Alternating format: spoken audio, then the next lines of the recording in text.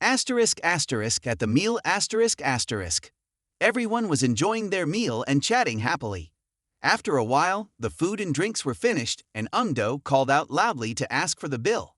I had a great time meeting everyone today, he said, so I decided to cover everything. However, when the server came, they informed that the bill had already been paid by the beautiful lady at the table. Seeing this, everyone was astonished, not knowing when she had quietly settled the bill. It was incredibly thoughtful of her. Umdo spoke up, "Raycrack, let me treat you this time. How can I let a girl pay for the meal?" Sewercrack cheerfully replied, "I'm very happy to have met all of you today. It's just a meal, so don't worry about it."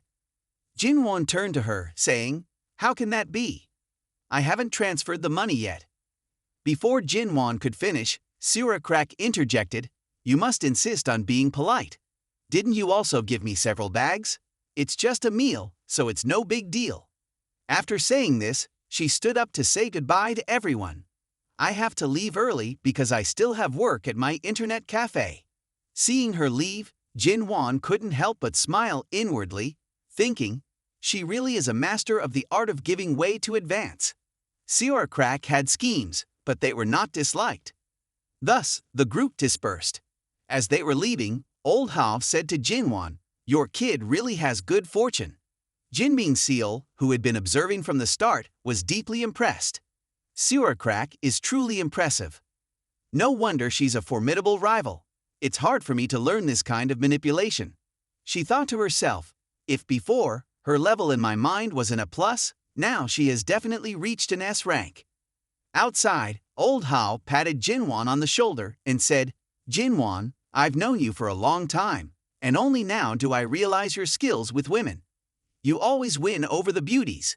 Jupji, Jinbing Seal, and now the beauty Sewercrack. Do you think you could pass on your skills to others? Like me, for example?" Jinwon turned and smiled, replying, "I dare to teach, but you wouldn't dare to learn." Old Ha then said seriously, "I'm not joking anymore. Sewercrack had a bad reputation in school before. People said she was a gold digger, vain, and had a very chaotic private life. But after getting to know her, I find she's quite good, open-minded. If you really want to be with her, don't make her heartache.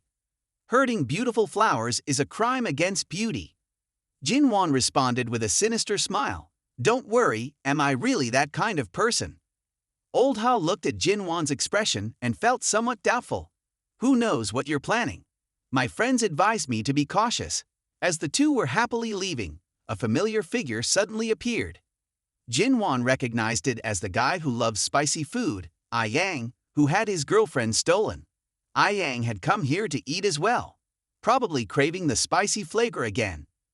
Ah Yang also recognized the spicy scent as Jinwon's. The two passed each other without saying a word. Ah Yang smirked, thinking, Jinwon still has the mood to hang out and drink. Huh? Haha. He probably doesn't know that I'm the mastermind here. Who knows who's causing him trouble? Haha, this is so fun. The feud between us has just begun. Jinwon, just you wait. Unexpectedly and very quietly, a luxury car stopped in front of the restaurant. Seeing this, Ah Yang's group was astonished and exclaimed, "Oh my god, a Rolls-Royce. This car must cost more than NDT 9 million. Which chairman is this? It's even more beautiful in real life than on screen."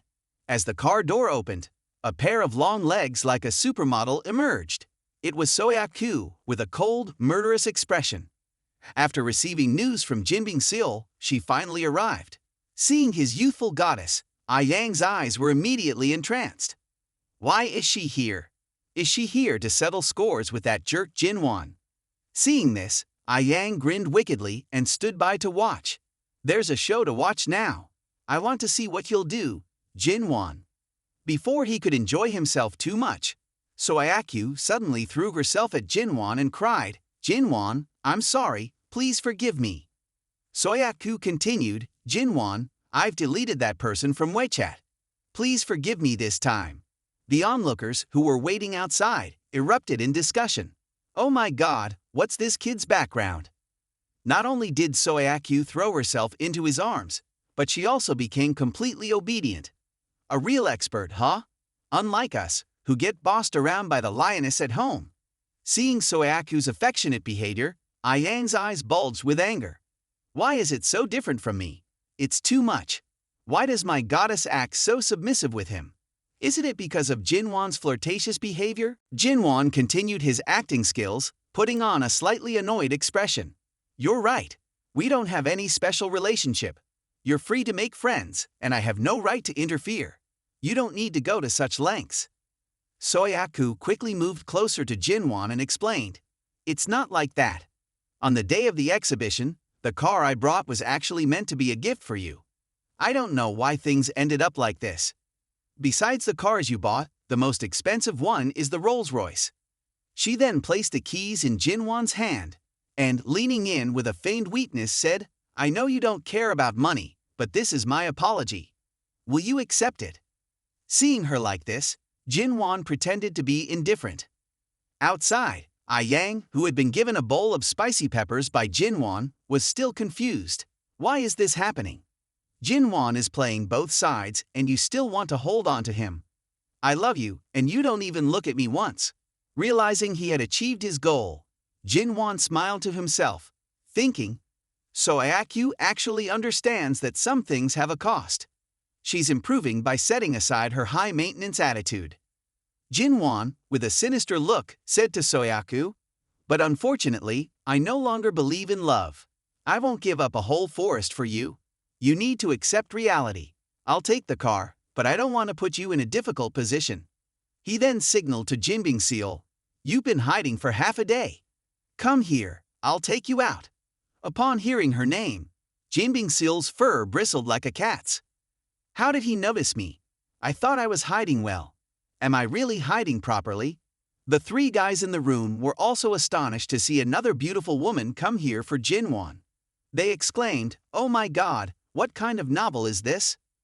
Jinbingseol, no longer looking like a vixen, approached Jinwon, who was in a calm state, and said, that's not very good. The car is a gift from Soyaku to you. If you're going out, you should take her along, not me. Jinwon replied nonchalantly, if she gave it to me, then it's mine to take as I wish.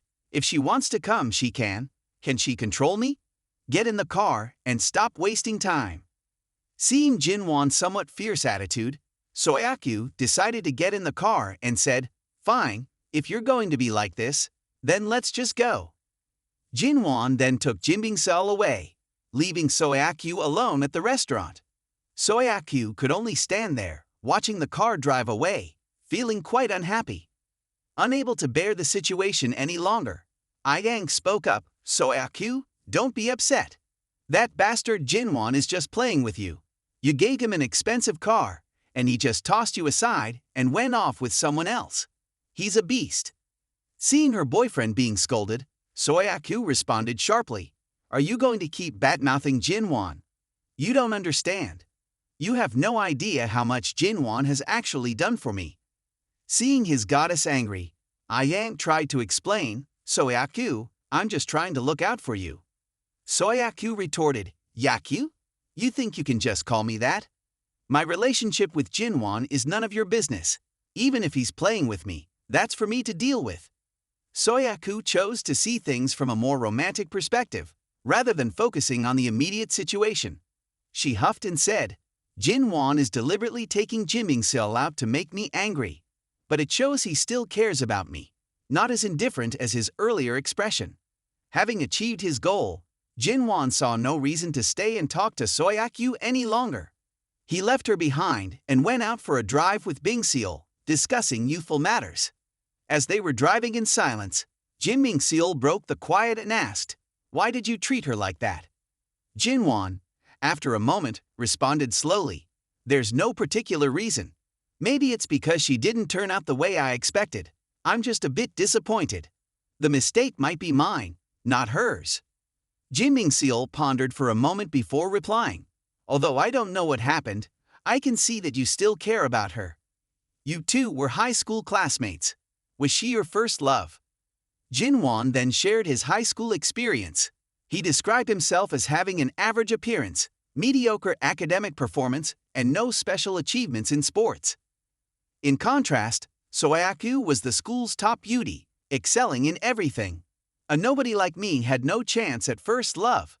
Seeing Jinwon's current appearance, Jin Bing-seul found it hard to believe his story. She looked at him with skepticism and said, "I can't believe you were like that." "Oh, men and their lies." Jinwon coldly replied, "Oh, women and their pain." After pondering for a while, Jin Bing-seul turned to Jinwon with a serious expression and said, "Jinwon, I need to ask you something. You must answer me seriously." Jinwon responded, "Go ahead, ask me." Bing-seul asked, "Why do you want to give me 1 billion shares in KJet? Do you have any intentions towards me?" Seeing her direct approach, Jinwon put on a sleep face and replied, "Do you want the truth or a lie?" Noticing the slightly mocking tone, Bing-seul was irritated and said, "I told you to be serious." Jinwon, no longer hiding, said, "I don't have any particular intentions towards you. I'm just trying to gain your favor. Giving you the shares is merely a way to achieve that." Bing-seul listened to the unconvincing reason and said, "I don't believe you don't have any intentions towards me. Why would you want to gain my favor?" Jinwon replied, "It's for a mission." Bing-seul, feeling a bit confused, said, "A mission?" Jinwon, abruptly stopping the car and turning serious, explained further, "Yes, I have a system that allocated me 90 billion. I can spend it however I want, but it must be spent on women. You are one of my targets. The 1 billion is just a small fraction." However, Jin Bing-seul couldn't believe his words. She angrily said, "Jinwon, can you stop joking? Even if you're making up a story, it should be more believable. A mission and a system. Even novels don't write it like that." Jinwon, looking slightly serious and weary, admitted, "Fine. I admit I spent money on you because you're beautiful. The goal is to seduce you into bed. Are you satisfied now?" Bing-seul, feeling a bit flustered, stammered, "Seducing into bed." She blushed, thinking that if it were Jinwon, it might not be completely unacceptable. Jinwon, observing Bing-seul's current state, felt a bit dismayed and thought to himself, "I remember this sister was more reserved and cold before. Why does she now seem like a curious little child?" He looked closely at Jin Bing-seul and wondered if this was the true contrast. That evening, at the residential complex, Jinwon had taken Jin Bing-seul home after a relaxing afternoon chat. From the top floor, Jin Bing-seul felt a bit reluctant to part ways. Although she felt this way every time, Jinwon was always good at talking and charming her, but had never actually made a move. It was strange to recall that when Jinwon spoke the truth, he wanted to engage with her and win her affection to take her to bed. However, if he was really as he appeared, there would be many opportunities to deceive her. Moreover, he had enough girls flocking to him, and she still felt Jinwon's intentions were not simple. Just then, her phone rang, interrupting her thoughts. It was Soyaku calling. Jin Bing-seul answered while peeling an apple, saying, "Soyaku? Yes, Jinwon is back.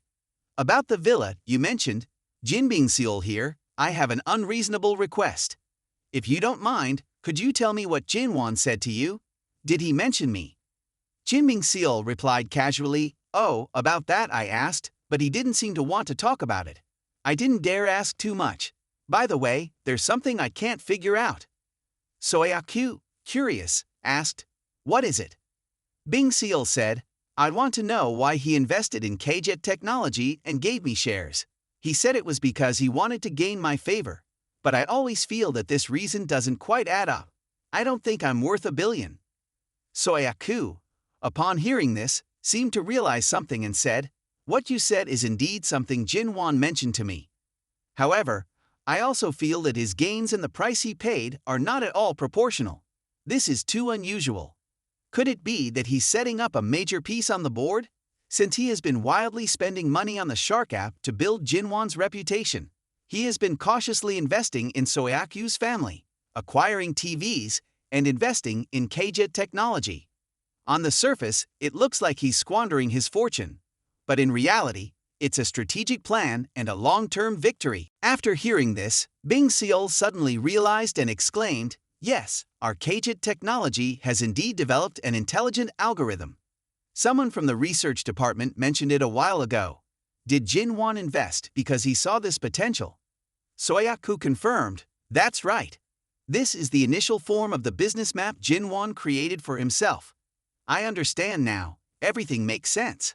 The ostentation and lewdness were just his disguises to conceal his business intentions. It was just a smokescreen. It's very likely, Bing-sil agreed. A man like Jinwon is indeed shrewd and inscrutable. Could he be the man who changes the world? At that moment, a new message came in, interrupting their conversation. Soyaku said, "Hold on, Bing-sil. There's a message from Juk-yi." The message read, "Sister Yaku, our company is about to open soon. I remember you are the building owner. Could you rent me a floor? Please negotiate a reasonable price since it's a place with sentimental value." Soyaku replied, "That's fine, no problem." Reading the message, Soyaku fell into deep thought, wondering if this was also Jinwon's arrangement. That evening, after returning to the dormitory, Jinwon kept sneezing uncontrollably. He was very puzzled because, after enhancing himself, he had hardly ever caught minor illnesses. So why was he sneezing now?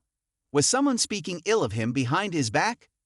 The guys were intensely focused on their game when Jinwon suddenly clapped his hands and said loudly, "Hey, everyone, look at me. I have an announcement to make." Lao Hao asked, "What's going on, Jinwon? We're in a critical moment here. Hurry up, I'm making a move with Ungdo." Jinwon declared, "From now on, I've decided to move out." The guys screamed, "Oh no," and rushed to hug Jinwon's legs, crying. Jinwon said, "Are you moving to the house sewer crack gave you? Don't. I want to be in a relationship." "That's right, Jinwon," they said. "You haven't even taught us the secrets of dating yet." Jinwon made a dirty face and said, "There's no way to teach this. The key is in appearance. The most important step is having it. Without it, how can you move to the next step?" The scene shifts to Juki's villa. Meng and Aki are extremely happy. Meng says, "Aki, we've secured the location now. The TV is also in the preparation stage. It's about time we start recruiting and attracting talent." Aki, feeling a bit indifferent, replies, "Yes, that's right. I've decided that the first person we recruit will be you. You'll be the one to implement the company's plan. When the time comes, we'll also invite So-Mini. We need to unite." Meng has a slight reservation and says, "I'm fine with it, but..." Aki quickly reassures, "Don't worry, the salary won't be low." Aki then reflects and adds, "But speaking of which, what we're really lacking now is specialized talent, especially in the field of live streaming." Meng asks, "Aren't you involved in live streaming? Check your WeChat to see if there's anyone suitable," Juki suggests. Juki pulls out his phone and searches, saying, "There seems to be someone, a former owner of a live streaming company. But it looks like he offended someone, went bankrupt, and now he's in a very bad situation. I think we all know who he is, right?" At the same time, in a coffee shop, a loud voice commands, "Get out of here." A young man is drenched with water.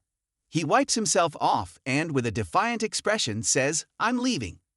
"Do you think, like before, I have to look at your face, Sim Tokui?"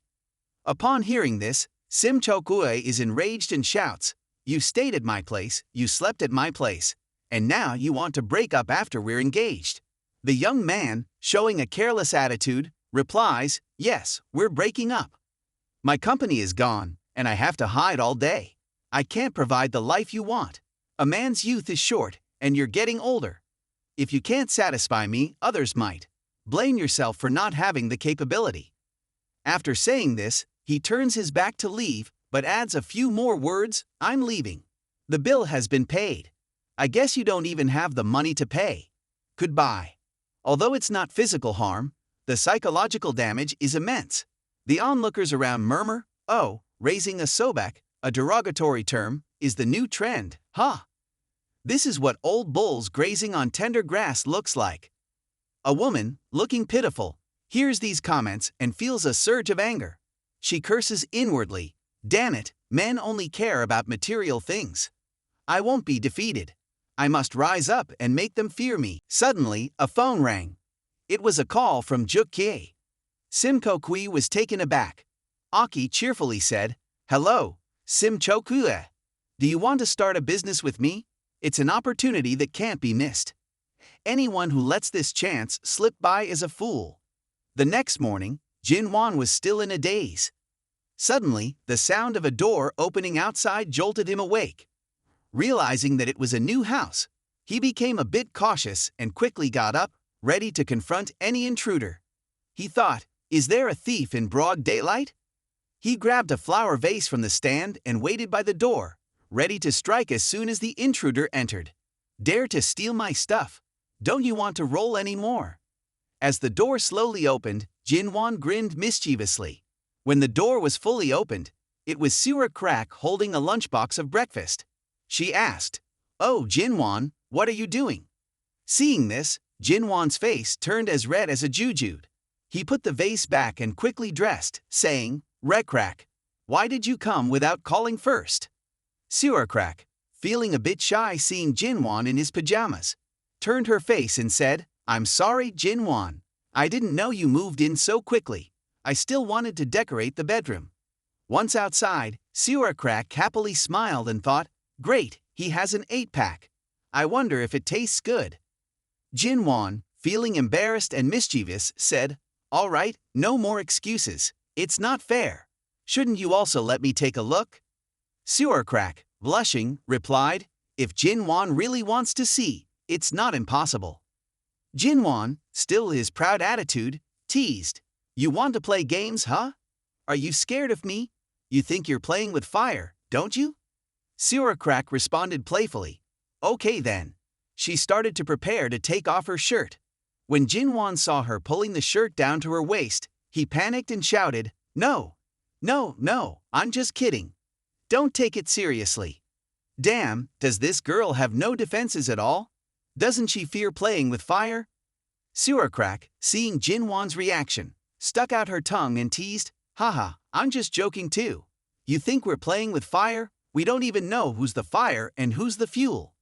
Sura Crack sweetly said, "You must be hungry, Jin Wan. I brought breakfast for you." She then set the food on the table. Jin Wan approached her and said, "Didn't you say you didn't know I moved in? Yet here you are, bringing breakfast." He wrapped his arms around Sura Crack's waist in a loving embrace, as couples do, and added, "Why bring breakfast too? Aren't you being a bit insincere, Crack? Seems like breakfast with breakfast, huh?" Sura Crack responded with a playful tone, "Oh, Jin Wan, don't focus on the little details." She thought to herself, "Looks like someone's preparing for a grand entrance. Could it be that Jin Wan is planning something big?" She set the food on the table as Jin Wan went to freshen up. When he returned, he noticed the box of dumplings and remarked, "These dumplings look really good, very round." Sura Crack sweetly winked at him and said, "Of course. Not only do I know how to make dumplings, but I can also cook soup. If you want, I can cook for you every day." Jin Wan was delighted, and like an excited bull, responded, "Having someone cook for me every day sounds great." Sura Crack was also happy and content. They both sat down, and Jin Wan said, "How about making me your personal assistant? The salary will be very high." Sura Crack wiped the chopsticks and handed them to Jin Wan, saying, "When it comes to money, let's not be so formal. I'll cook for you for free every day." As she handed him the chopsticks, she lightly scratched her hand.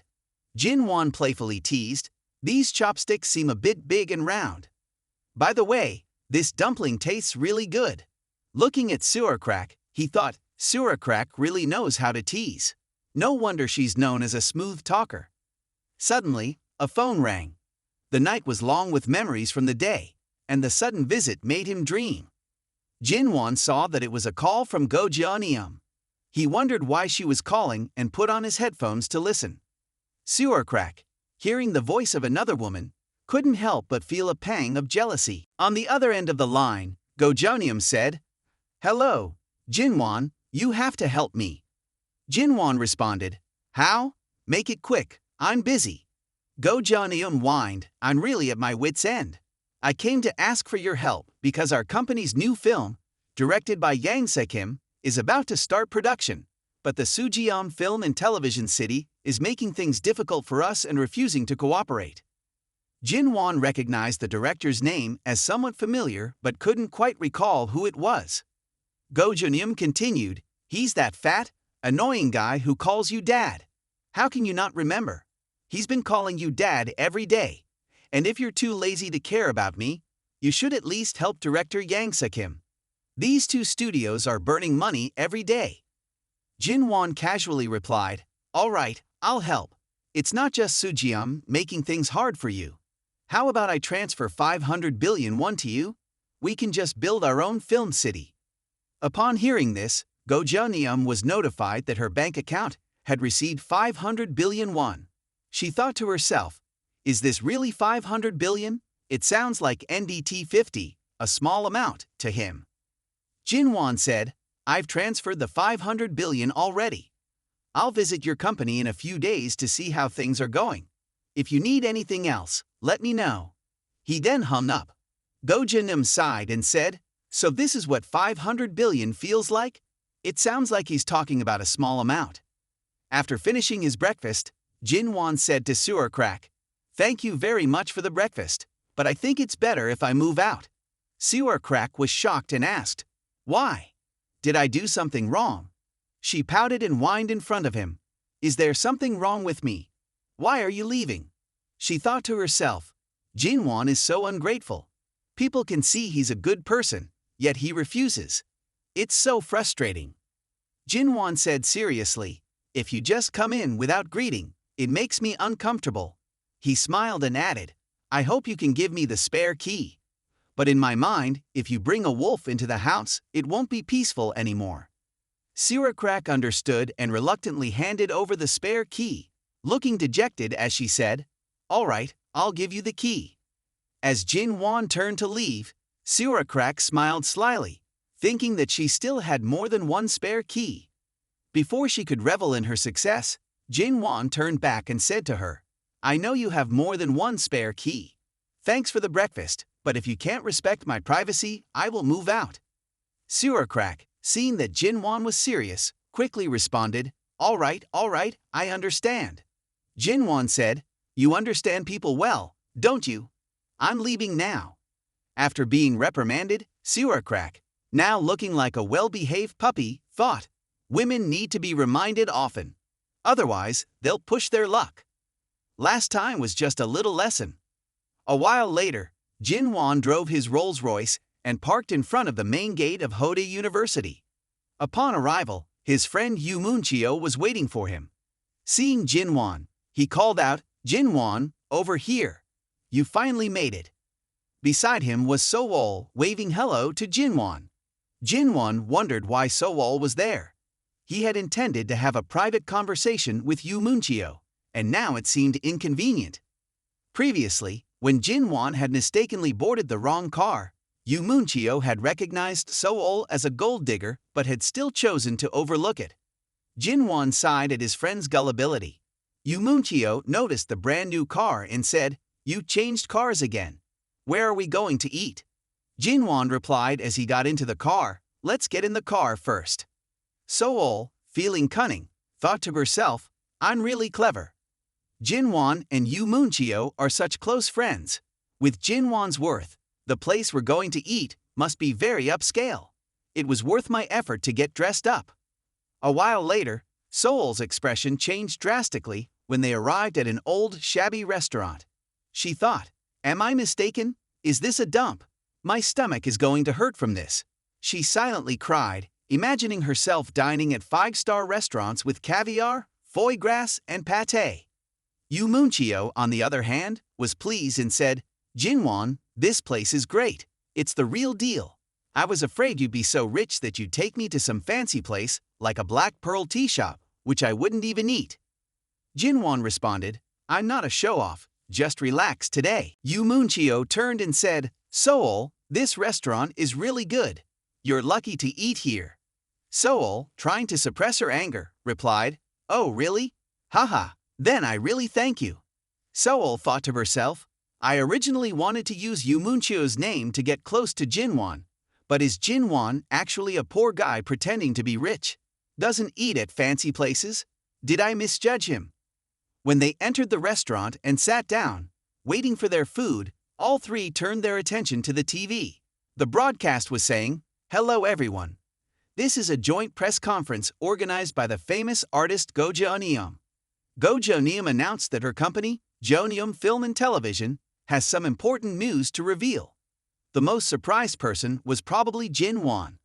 Go Jeonyeom announced, "Hello everyone, I am Go Jeonyeom. Today, I am here to announce something. The famous star Yen has invested 100 billion in our company. We are about to build the largest film and television facility in the region and even the world." Upon hearing this, Jin Won felt like he had been hit by an arrow, spitting out the water in his mouth. Yu Moonchio, extremely astonished, said, "Jin Won, isn't the person she's talking about you? Do you want to build a film and television facility?" Sool, the gold digger, looked at Jin Won with bright eyes, thinking, 100 billion? Jin Won is that rich. He could be called a billionaire but doesn't fuss about eating at a street-side place. He really has personality. Jin Won frowned, thinking, what a nuisance. She's just showing off. Now she's dragging me into this. The whole country knows about me now. How can I still flirt with someone? Yu Moonchio spoke up, "Jin Won, if you know any female celebrities, get their autographs for me. Also, what are they talking about regarding the facility?" Jin Won awkwardly replied, "Oh, it's nothing. Just trivial matters." Before Yu Moonchio could finish, Jin Won quickly put some vegetables and noodles in his mouth, saying, "Eat quickly and don't talk nonsense." Sool, the gold digger, was sitting, mesmerized, gazing at her life's ladder. Yu Moonchio. She thought to herself, "I must hold on to him tightly. Jin Won spends money so freely. He's enough to make anyone live a wealthy life. Can I change my fate with his help? It all depends on him now." Sool took the initiative to wipe Moonchio's mouth, saying tenderly, "Yu Moonchio, you're so grown up, yet you still don't pay attention while eating. Let me help you." Moonchio, in his early 20s, was experiencing such attentive care from a girl for the first time. He awkwardly responded, Thank you." Meanwhile, at the Kinyu building of the Yakyu Association, the sisters gathered again to watch Go Jeonyeom's press conference and were astonished. Meng exclaimed, 100 billion? Didn't you say he only had 50 billion? Moreover, he's acquainted with the famous Go Jeonyeom. Aki stuttered. This might be due to him being modest. Jinbing Seol added, "I already knew about this." Jin Won, when participating in the charity gala, had taken photos of gifts for Go Jeonyeom. They've known each other for a long time. Meng speculated, so, is Jin Won trying to woo her? Yakyu thought deeply and replied, "It's not that simple. A 100 billion project is a major undertaking. It couldn't be decided impulsively. This must have been planned for a long time. It's just that now they're using Go Jeonyeom to make the announcement." Aki agreed. Indeed, spending 100 billion just to woo someone would be a waste. Bing Seol added, "Miss Tiu Thu's analysis is very accurate. Jin Won's actions might seem extravagant, but there's actually a lot of thought behind them." Yakyu said with a serious expression, "TV programs these days are all media bases. Jin Won, what exactly are you planning? I really can't see through you." Meng excitedly proposed an idea. "If you reveal that our program is also funded by Jin Won, won't there be a large number of live streams and industry people participating?" Aki agreed. "Meng, you're really smart. If there's a billionaire backing someone, they'll definitely feel that Daemao TV has great potential. After all, the boss's vision is very accurate." Yakyu exclaimed, "Could this also be part of Jin Won's plan?" Hearing this, the other three looked on with some apprehension. Jin Won, this man, is too formidable, manipulating everything on his own. Just then, Aunt Sim Chokwe entered and asked, "Oh, what are you and everyone discussing?" Aki explained, "Oh, it's nothing much. Go Jeonyeom is having a press conference. We're discussing Jin Won, her investor." Hearing the name Jin Won, Aunt Sim Chokwe looked a bit frightened and said, "Who's this Yen? Which Yen are you talking about?" Meng responded, "Who else could it be? It's the most famous person. Don't you know, older sister? Our company is also invested by Jin Won." Upon hearing this, Sim Tokwi was horrified, trembling and said, "Is it too late for me to resign now?" Aki, surprised by her reaction, said, "Auntie Sim Chokwi, what are you talking about? You're the one who got me into this live stream industry. I sincerely ask you to stay with us. If you're dissatisfied with the salary and benefits, we can discuss it. If you're worried about the company's development, you've seen that our company has the backing of Mr. Yen." Sim Chokwi said loudly, "It's Jin Wan. I think the reason for my blacklist and the company's bankruptcy has nothing to do with anything else. The main reason is Jin Wan. Honestly, it's because I offended Jin Wan that my company's CEO vanished. If Jin Wan knows I joined your company, Aki, I will be targeted again for something trivial, and it will affect Daemao as well." Aki was very confused and said, "The company you used to work for went bankrupt because of Jin Wan. To me, he seems like a pretty easygoing person." Ju Ki took out her smartphone and said, "Auntie Sim Chokwi, don't worry. Jin Wan is not petty. I'll help you and talk to him about this." Meanwhile, after finishing their meal, Yu Moonchio signaled to his escort to leave. "Let's meet again next time, Jin Wan." Jin Wan replied, "Okay, buddy. Good luck with your solo venture." Not long after, he received a call from Aki. She said, "Jin Wan, I have something to discuss with you." He responded, "Oh, what's up? Go ahead." Jin Wan thought Aki was probably asking about the 100 billion investment in the film company. But Aki asked gently, "Did Sim Chokwi offend you before, and did you cause her company to go bankrupt?" "No," Jin Wan said with a teasing tone. "Which Sim Chokwi are you talking about? What department is she in?" Aki, hearing Jin Wan's mocking tone, said loudly, "Sim Chokwi used to run a live stream company but offended you and ended up bankrupt." Jin Wan replied, "Oh, I remember now." He added, "This auntie used my name to deceive people, which made me uncomfortable and led to her being blacklisted." Aki confirmed, "Yes, Jin Wan. Sim Chokwi is working in our company now. She has learned her lesson. On behalf of her, I sincerely apologize. Could you please forgive her?" Jin Wan responded, "Let her apologize. If this auntie really feels remorseful, I won't push for severe measures." Aki handed the phone to Sim Chokwi, who said, "I'm sorry, Jin Wan. I was wrong before. Please don't hold a grudge against me. I promise to do my best to support Aki in the future and become a good employee." Jin Wan coldly replied, "Fine. That's enough. The matter is settled." He then ended the call. Sim Chokwi sighed in relief and said, "Thank you, Aki. I feel better now." Aki reassured her, "I told you Jin Wan is actually very kind. From now on, we'll be a family and work hard together." On Jin Wan's side, he thought happily that Sim Chokwi could be flexible and could significantly contribute to Jukki's company. Unfortunately, not everyone has high emotional intelligence, and some people need specific jobs. At the press conference, Go Jeonyeom was speaking in front of hundreds of cameras about choosing a filming location when she had to apologize to the audience to take a call. Upon opening the phone, Jin Wan gave her an earful, saying, "Go Jeonyeom, you're really something. Even before anything major happened, you've already given me a headache." Go Jeonyeom tearfully replied, "I didn't mean to." Jin Wan continued to scold her, "I've invested 100 billion in you. How can you hide anything from me?"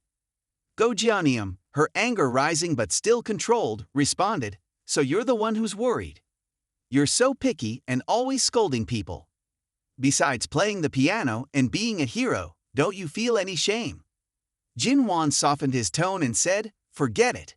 There have been too many incidents already. It's useless to argue more. Since you've held the press conference, please help me with something." Go Jeonyeom was curious about the upcoming event Jin Wan mentioned and quickly got an explanation from him. After hanging up, Go Jeonyeom addressed the media with a loud voice, "I apologize to everyone. I just received an important call from our investor, Mr. Yen." The crowd erupted in excitement. Indeed, Mr. Yen seemed to have something important to announce. This was the moment they had been waiting for. Mr. Yen, the mysterious figure, was about to make an appearance. Go Jeonyeom announced loudly, "Mr. Yen has informed me that he has just acquired a live streaming platform, Daemao TV, which was on the brink of bankruptcy. The app will soon be back online. Please stay tuned. Our network will become a strategic partner of Daemao TV. You will be able to watch updates about our new film directly on the platform. The reporters eagerly raised their hands, eager to ask questions.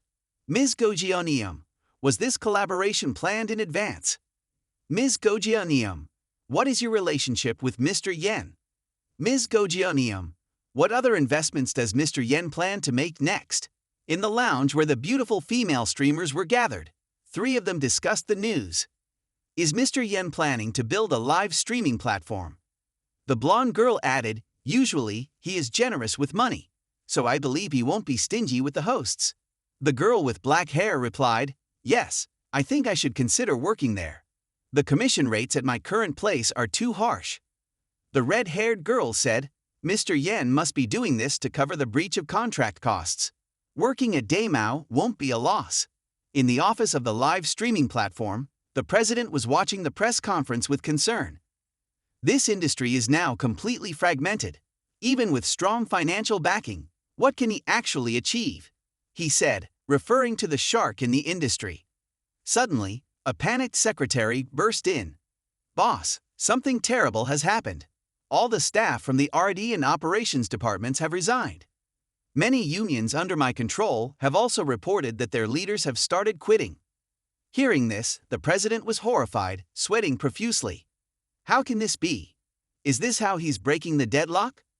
At the Kimyu building, Aki excitedly said to Soyaku, you really guessed it right. Gojonium's promotion for Daemao TV is massive. Everything can only be explained by Jinwon having had this plan all along. Yaku smiled and replied, actually, I was just making a guess. I didn't think I'd be right. Jinwon is truly a business genius. Every link connects, and his seemingly reckless actions were ultimately proven to be deliberate signs. The 4 of them exchanged thoughtful glances. Meng Meng spoke up. So if Jinwon is really like that, does it mean all his previous attempts to win over women were actually for investment purposes? Yaku considered this and said, exactly. When Jinwon spent so much money before, it wasn't just to pursue women. His goal was business profit. Jin Bingseol and Aki were surprised and somewhat confused. Bingseol said, he gave us money not to pursue us. Aki added, he just saw potential in us and wanted us to be his employees. The 3 women sighed and pondered, all sharing the same thought. Would Jinwon ever be satisfied? The 4 of them remained silent, observing each other's expressions. Yaku thought that they probably had the same thoughts as her. In situations like this, hesitation leads to failure. She spoke up, I don't know who Jinwon likes. Maybe he likes everyone, or maybe he likes no one. But even if he's a playboy, I will always be by his side until he makes a choice. Upon hearing this, Oki and Bingseol exchanged glances but remained silent. Suddenly, Sim Tokui's voice interrupted. All right, let's not talk about this for now. I believe women should prioritize their careers. Only you can truly rely on yourself. As long as you are strong and outstanding, you will naturally be valued by others. The head of the 3 women had a resolute look. She thought to herself, it's not wrong. So let's rely on our own abilities. The person who can help Jinwon make the most money will be the one who can be with him. **** Scene transition ***. In the reception area, we see our old friend, Seudong, who is at work. The security guard enters and greets the ladies, mentioning package number 8.917. Seudong is asked to handle the express delivery. The guard hands over a parcel, saying it's her shipment and needs to be checked. Seudong happily accepts it, thanking him. Suddenly, a loud shout from a nearby woman startles both of them. Seudong comments that today's news is quite intense. At the fashion show, Gojonium announced she wants 100 billion for the industry, and it's been trending in hot searches for half an hour. Seudong calmly responds, Gojonium. Is she the actress who argued before? Where would she get 100 billion from? The woman beside him replies, she must have a sponsor behind her. An anonymous rich guy.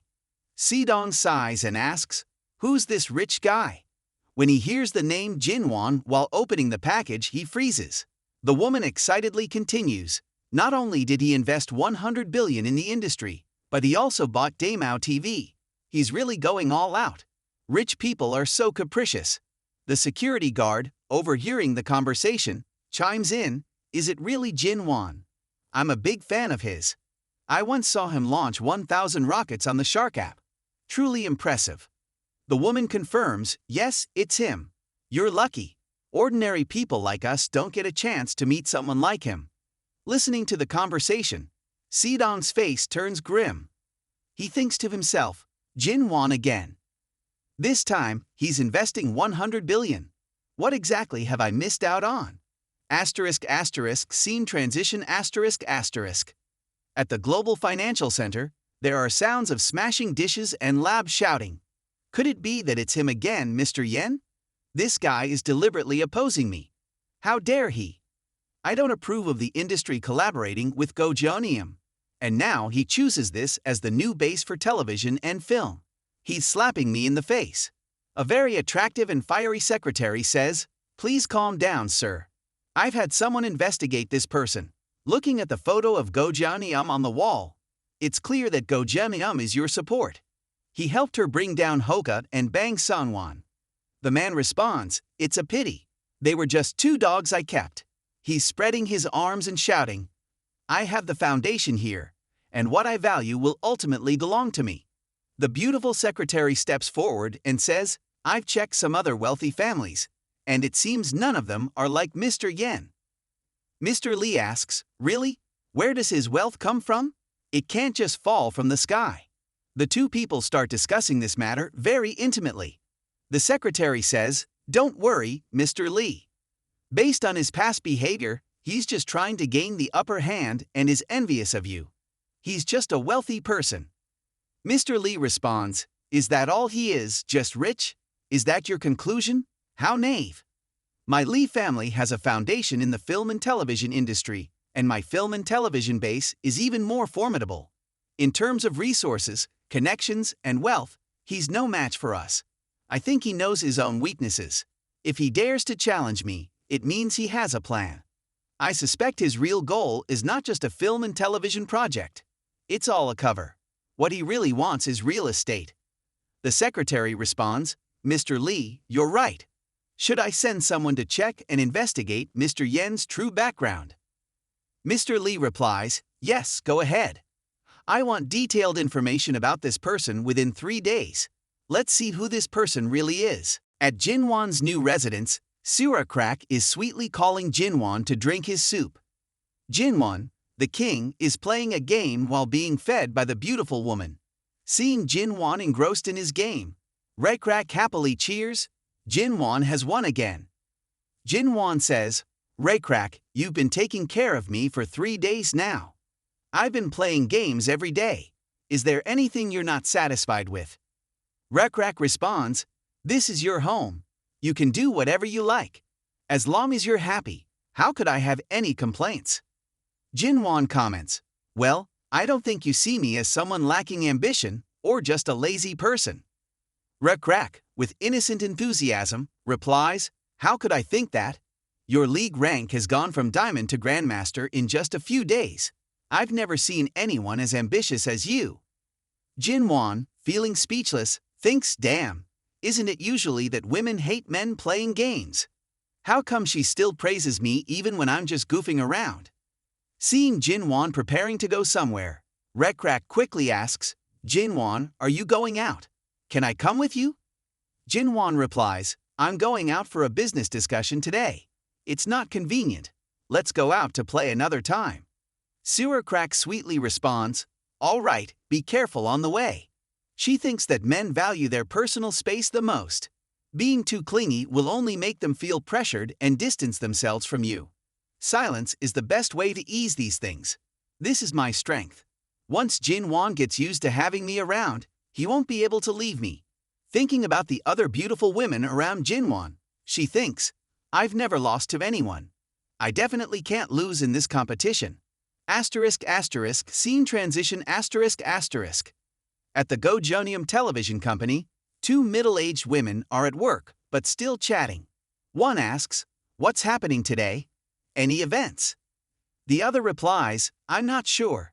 It seems someone important is coming. I heard it's our company's investor coming today. Even Go Jeonyeom is personally coming to welcome them.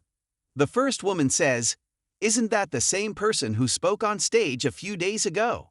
At this moment, Go Jeonyeom has arranged for the red carpet to be rolled out in 2 lines to welcome Jinwon.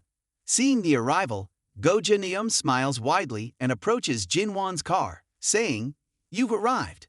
I'm welcoming you with such formality, and publicly links arms with him. Jinwon, feeling a bit awkward, replies, Go Jeonyeom, you're a major star. It's too much for you to personally welcome me. Jeonyeom responds, You're my investor. It's better to maintain this level of courtesy. In her mind, she thinks, I haven't seen Jinwon for a while, but he seems more and more appealing. Being near him gives me a special sense of security. I think I might really like him. At this moment, the staff bow deeply and cheer. Welcome, Mr. Yen, to visit Jeonyeom's film and television company for guidance and inspection. Jinwon feels the power for the first time and is a bit pleased, saying to Jeonyeom, You've arranged this quite extravagantly. Please don't do this again next time. Jeonyeom replies, All right. I understand you prefer modesty. I'll find a more humble way to welcome you next time. However, Jeonyeom, observing Jinwon's pleased expression, thinks, This man is really fake. It's clear he's enjoying himself, but is pretending otherwise. During the meeting, the presenter speaks up. The main purpose of today's meeting is to determine the approximate location for our new film and television city. My suggestion is to set the headquarters in a first-tier city, which has many talents, is easy to attract partners, and can promote the development of the surrounding areas. Though Jeonyeom interjects, the land price in first-tier cities is too high. Since it's a film and television city, why choose a first-tier city? I think second-tier and third-tier cities are more suitable. Yang Se-kim adds, No, I think rural areas are more suitable. They're closer to nature, and it's easier for us to take photos. The 3 of them turn their attention to Jinwon and ask in unison, Mr. Jinwon, which plan do you think is the best? Jinwon, feeling a bit pressured, looks puzzled and responds, Me, is my opinion really that important? Go Jeonyeom replies, Of course. You're the investor, so the final decision is yours. Essentially, we are all working for you. Jinwon pondered and said, All right then, if we're making a decision, let's make it. I don't think any of these 3 options will be effective. Jinwon stepped up to the podium, pointed to a spot, and said, Choose this place. Jinwon, with a cunning look, thought, This place is very remote, with no airport or university. It has no development potential. That's exactly why the land is so cheap here, and we can expand our ambitions. Upon hearing this, everyone gathered and murmured, I think Jinwon makes a point. If he wants to spend his money, let him. But this place is too far. Could Jinwon have another consideration? His business vision might be broader than ours. Hearing these comments, Jinwon's face scrunched up in irritation, thinking, My hometown is Cheonmun. How could I not know what Cheonmun is like? This 100 billion investment is bound to be a loss. I've said even God can't help. No other way. The plan has huge potential. What I want is to spend money. Just spend it, the more the better, he decided. So the 100 billion investment was directed to Cheonmun, and the meeting concluded quickly. Everyone left quickly, saying, I thought it would start early and end late, but I didn't expect it to end so quickly. A colleague replied, Yes, this is the first time in over 10 years that I've had such a quick meeting at work. I feel like we're not talking about a 100 billion deal, but an NDT 1000 deal. It's hard to tell if Jinwon is a genius or a disaster.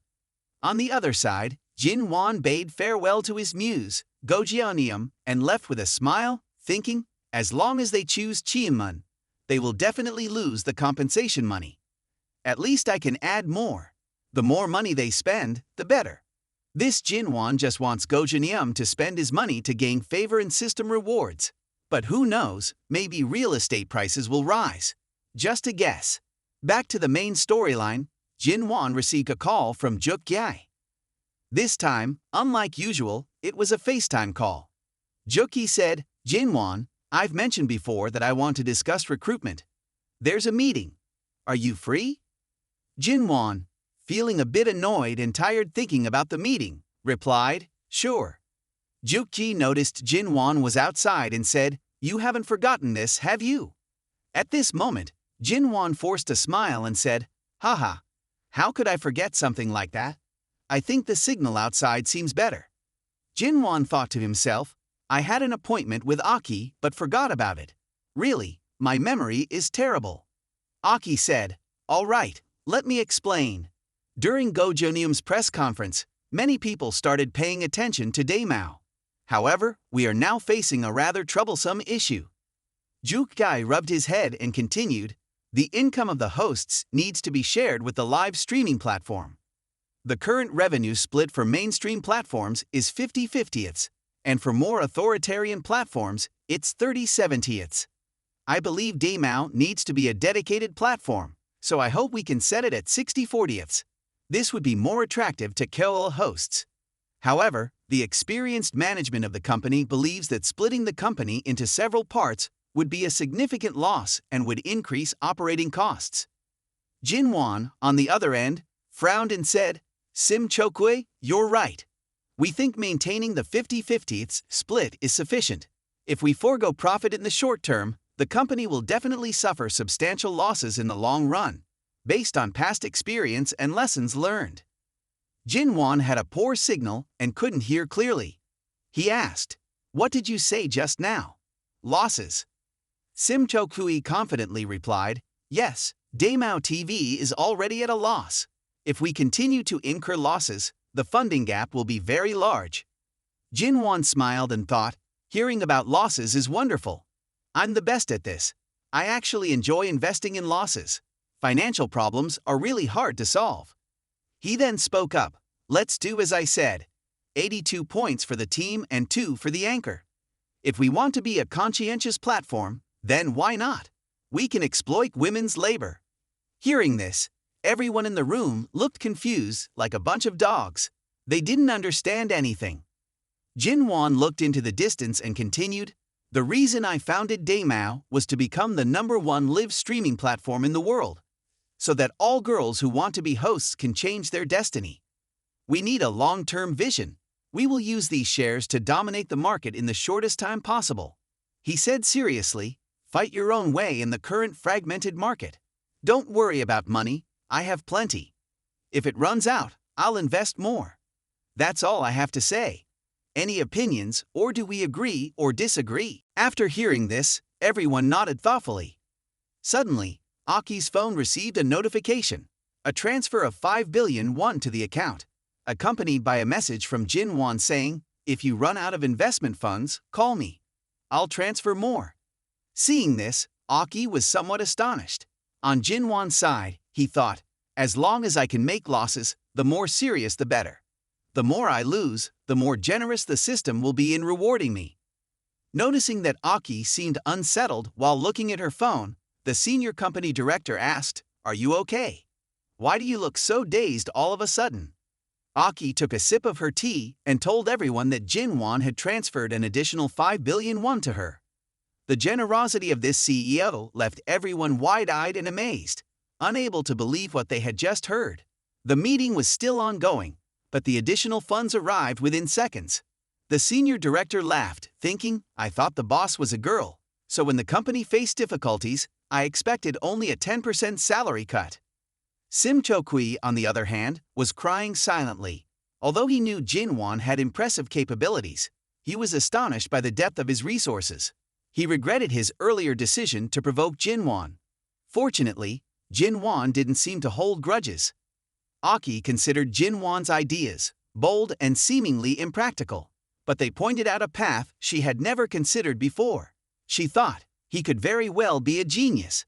However, she wondered why the money was transferred to her account instead of the company's. Looking back at Jinwon's trusting gaze, she seemed to understand and smiled. He must be worried that I'm too young to take on the role of chairman, so he can't convince public opinion. With money in hand, I will distribute it and make them see my expression as they work and obey me unconditionally. She felt touched by Jinwon's thoughtful and detailed approach, thinking, he's truly considerate. I might just be moved to tears. Jinwon now realized that the transfer should have been made to the company account of Daemao TV, Jukki's company. He was a bit hesitant, fearing this might lead to misunderstandings. Suddenly, Jinwon received a message from Aki that he didn't expect. Jukki referred to him as "my dear husband" and thanked him profusely. Jinwon was horrified, thinking, what on earth is happening with Jukki? Has she suddenly confessed something? Could it be because of the 5 billion? Jinwon hoped they would spend more of his money because the more they spent, the more he would receive substantial rewards. Among his harem, these two were the most favored. When they ran out of money, if the business failed, they would be even more dependent on him. Jinwon envisioned the scenario where their favorability towards him would reach 100 points, and he was thrilled at the thought. Seeing his own lecherous grin, he wondered what kind of game he was playing. On Aki's side, as a leader of the company, she went to the staff office to announce the news. Dear colleagues, our investor has just injected an additional 5 billion yuan into Daemao TV's fund. This money will be our strategic capital moving forward, Aki announced enthusiastically. She extended her hand and said loudly, starting today, the company is officially launching a new work system, 997. Everyone's salary will be doubled, and the year-end bonus will also be doubled. Are you all ready to work for the company and help Daemao TV become the #1 live broadcast company? The employees, thrilled by the generous salary increase, collectively cheered, "Long live the CEO! Long live Daemao TV! We will serve Daemao TV with all our hearts." Seeing the enthusiastic response, Aki was very satisfied. She thought, Jinwon, I will certainly not disappoint you.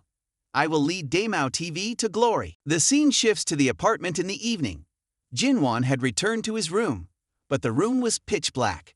There was no smell of food or cozy lights, which was different from when Rakerak was there. He noticed a letter left by Rakerak and opened it to read. Rakerak had written in a very sweet manner. Jinwon, I have some work to do at home today. You'll have to take care of dinner on your own tonight. Forever love, Rakerak.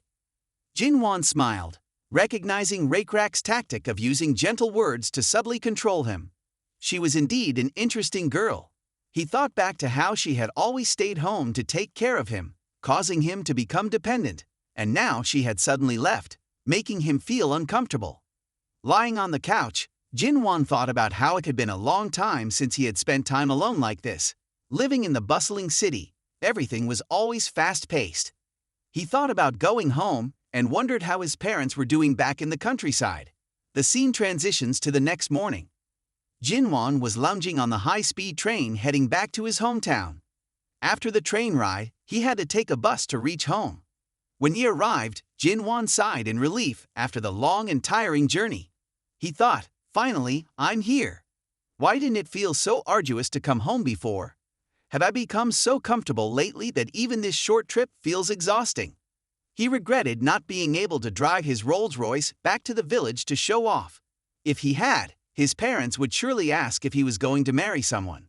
Suddenly, there was the sound of a bus horn and a call from behind. Is that you, Jinwon?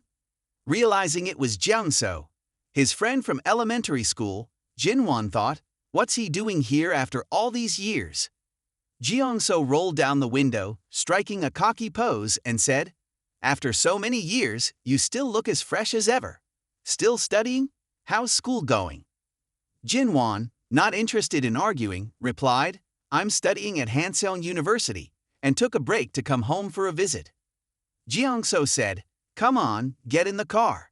I'll take you for a ride in my new vehicle and show you around. After Jinwon got into the car, he complimented Jiangso, is this your car, Jiangso? Are you driving a Mercedes-Benz now? Hearing this, Jiangso was pleased and proudly replied, don't call me Jiangso, just call me Soka. After studying for so many years, you don't seem to have any impact. Now, I'm live streaming and selling seafood, making a lot of money. Jinwon responded, wow, really? Soka, that's impressive. Jiangso, thrilled by the compliment, puffed up with pride and said, my father used to say I couldn't compare to you, but now he should see who's truly successful. As they drove on, Jeong-so's eyes caught sight of a young lady waiting by the roadside. The closer they got, the more Jin-won noticed how cute and petite she was. Jin-won realized it was Wang Mong, but she had changed a lot. Jeong-so laughed and said, "Wang's daughter is getting prettier every day. She's more beautiful than the girls in the big city. If she could be my girlfriend, that'd be something." He then stopped the car. Wang Mong sweetly greeted Jin-won. "Jin-won, you're back. You've changed so much. You're taller and more handsome now." Jin-won, sitting in the car, couldn't help but admire her from head to toe, blushing slightly. He thought to himself, she's really blossomed. It's been just a few years, and she's grown into such a beautiful young woman. Jin-won got out of the car and patted Wang Mong's head, saying, "Mong, you've grown up so much. Have you finished your homework, or are you out playing?" Wang Mong, a bit embarrassed, replied, "Jin-won, I've graduated high school now, so I don't have homework anymore. And I'm not a little girl anymore. You can't just pat my head like before." Jeong-so also got out of the car, trying to flirt. "Mong, you're looking more beautiful every day. How about becoming my wife? What's the use of studying? Follow me, and you'll eat well and dress well." Wang Mong, seeing Jeong-so's sleazy attitude, abruptly responded, "I'm not interested. You're not my type. You're too chubby now." Jeong-so, trying to be charming, said, "We could exercise together to help you lose weight." Wang Mong, repelled by his disgusting remarks, firmly replied, "You're too old and gross now. Get away, you filthy pig." At this moment, the system announced, Simu activation started. Name, Wang Mong. Height, 167 centimeters. Weight, 50 kilograms. Beauty score, 9.5 points. Current affection level with the player, 30 points. After successfully binding the relationship with Simu, if her affection level with the player exceeds 95 points, she will counterattack and become the player's Simu. Counterattack reward, 35 points. Enhancement, master level singing skills. Since the affection level of this girl with the player is too high, the binding attempt failed. Seeing this, Jin-won frowned and thought, failed the binding. I didn't expect the system to rate Wang Mong's beauty so highly. Maybe it's because her appearance hasn't been fully established yet. If the affection level is too high to bind, then reducing the affection level is the way to go. I'm good at this. Jin-won then threw an arm around Jeong-so and said, Mong, why do you speak like that? Jeong-so is making an effort for you, and you're saying studying is useless. Look at Jeong-so's promising future. Do you want to stay in this poor place and live as a country girl for the rest of your life? Hearing these words, Wang Mong was a bit stunned, and her affection level dropped by 10 points. Jeong-so, seeing this, smiled and said, Jin-won, you're really a good friend. You spoke what was on my mind. However, he thought to himself, Jin-won has been flattering like this for a few years, and his IQ has improved. Even university students are good, but they still have to call me Brother Jeong-so. Wang Mong, with tears in her eyes, said, Jin-won, why are you like this? You've changed so much from the image I had of you, and it makes me dislike you a bit. Her affection level decreased by 20 points, and currently, it was insufficient for a successful binding relationship. Seeing that the binding attempt had failed, Jin-won was secretly pleased. Wang Mong turned around and left, crying, Jin-won, I hate you, hoo. Although he didn't want to hurt the little rose, Jin-won felt a bit apologetic. Sorry, little sister Mong. But I really like the enhancement points, they're so tempting. A while later, Jin-won finally arrived at his front door. He called out loudly, Mom, Dad, I'm home. As he was about to knock on the door, he noticed something strange. The door was unlocked. Why is it unlocked? Is no one home? What's going on? He wondered. At that moment, there was a voice behind him. Jin-won, don't shout. Come over here, I need to tell you something. Seeing the neighbor auntie next door, Jin-won asked curiously, What's the matter, auntie? She said recently, You should avoid coming home to stay out of trouble. Your family is in some trouble. He replied, What kind of trouble? She explained, The village is about to be demolished, and your house is going to be forcibly torn down. He responded, What are you talking about? There's no way my house will be affected by the village demolition. Stop reading too many novels. She sighed and said, Your father and Wang Mong's mother ran away together, and now everyone is talking about it. Your mother got so angry that she went back to her parents' house. This homecoming of Jinwan's seemed really chaotic. The auntie continued to tell him about his father. When he was young, he was the first love of that other auntie, who is also Wang Mong's mother. They had a good relationship since childhood, admired by everyone. But her family looked down on his father because he was poor and didn't agree to their marriage, separating the loving couple. The other auntie then married Uncle Wang.